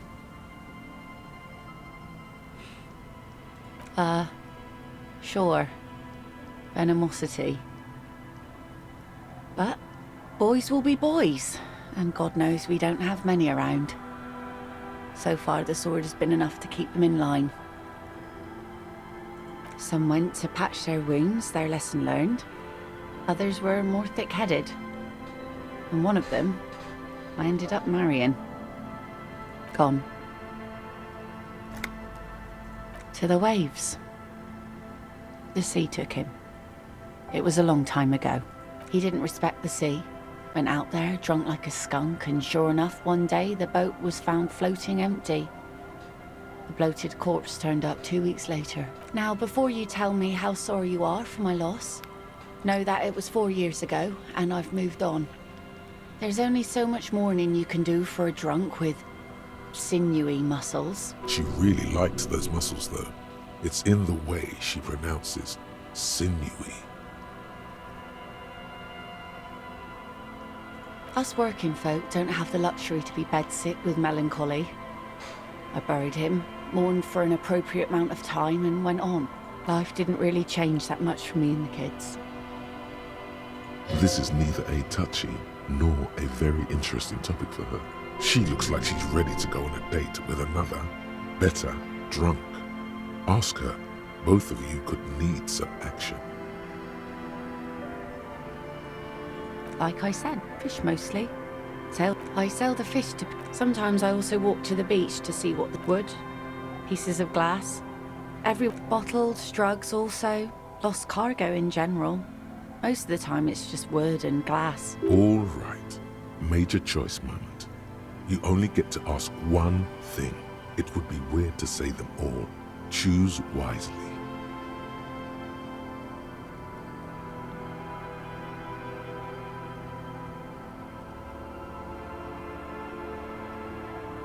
Well, you're barking under the wrong tree then, officer. I have no interest in floaters. Seen enough of them in my life already. Sure is. The sun, I call her, coated with a fresh layer of tar.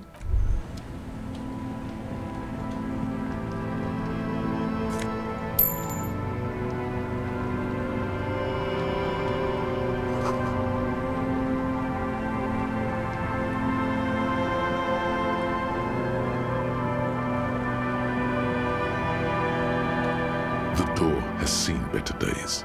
The layer of paint. I'll wait outside to give you some time and privacy to check out your new live. After we are done with the day, I'll still be staying in the whirling in rags for the night. We'll meet in front of the shack in the morning. The key turns with a satisfying...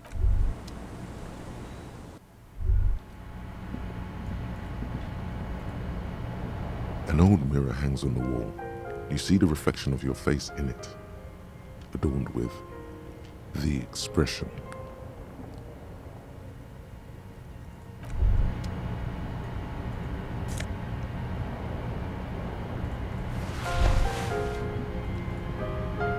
On the table, you see a bowl of water, a rough soap, and next to it, a small hat. The water reflects back a vague image of your face.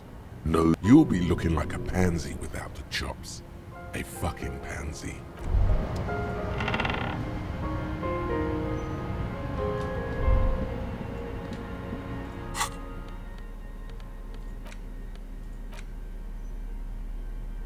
A police badge on which you see the photo of a man. You, the man in the photo, looks at you solemnly. Encased between two durable plastic sheets is a bluish card with lines of information. You see a photo, a name, a rank, a document number, the date of issue, and in the lower right corner, the man keeps winking at you with his green-gray eyes. The badge is new. You used an old photo for a new badge. 8, maybe 10 years. The guy in the picture is rather good looking. He's got a nice... What do you think? His face is already contorted. It looks better on him because he isn't in as much pain. The badge in your hand. This document confirms it. That's what it says on the badge. You should look at the badge when Lieutenant Kitsuragi is around. The badge in your hand, Rivershell, Jamrock, Precinct 4. The badge was issued roughly 4 months ago. A new document is given to you as part of a promotion. The number shows that this badge belongs to an officer of the 41st Precinct. The badge in your hand shines. You take the legal documents out of the envelope. A 12 to 40 month construction period and the zoning plan in the addendum.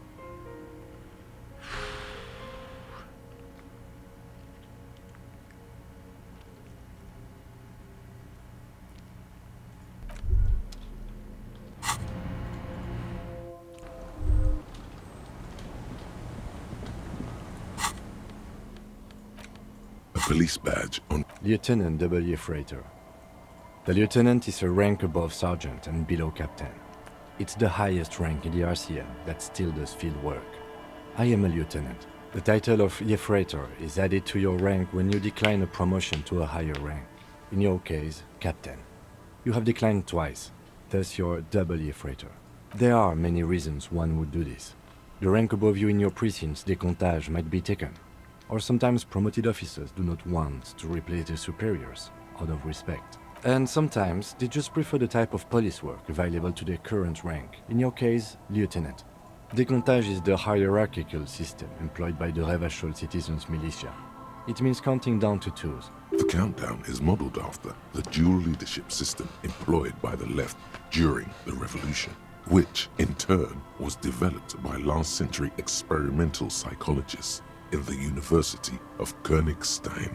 The lowest rank is junior officer, usually teenagers. Then there are the patrol officers, then sergeants, lieutenants, and then a captain. That's basically it, except for a few kings. Kings like satellite officers and the additionally freighter rank I already explained. The long and short of it is, you're his superior. No, I've been putting up with you because despite an unconventional approach, you are doing good police work. It matters more than driving your motor carriage into the sea. And now we've even found your badge. He trusts you, for now. Try not to spoil it. Such a small yet...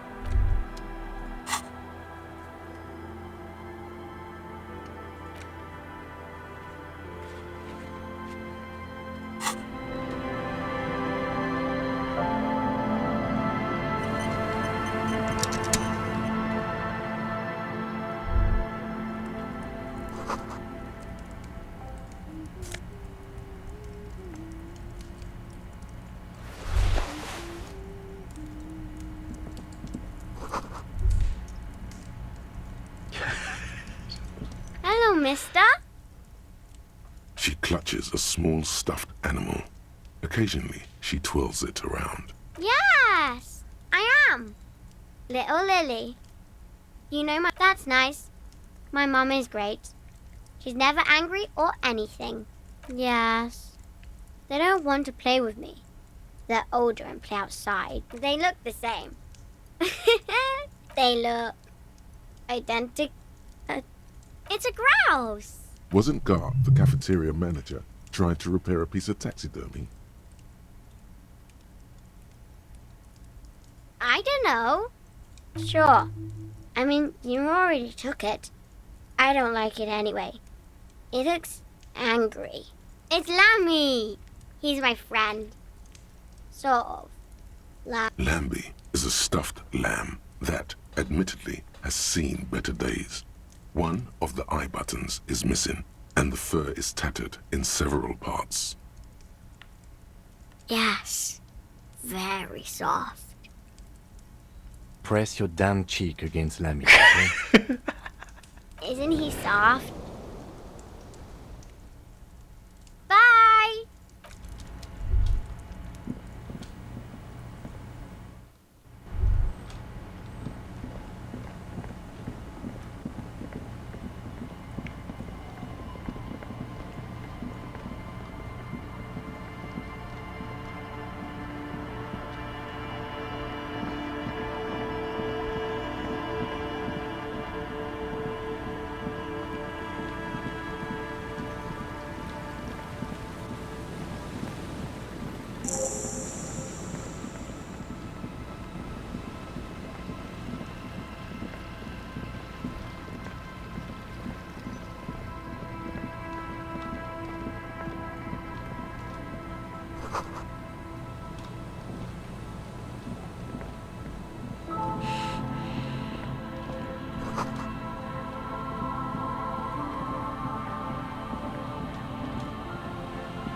Heavy wooden doors, more than twice your height, stand shut in front of you.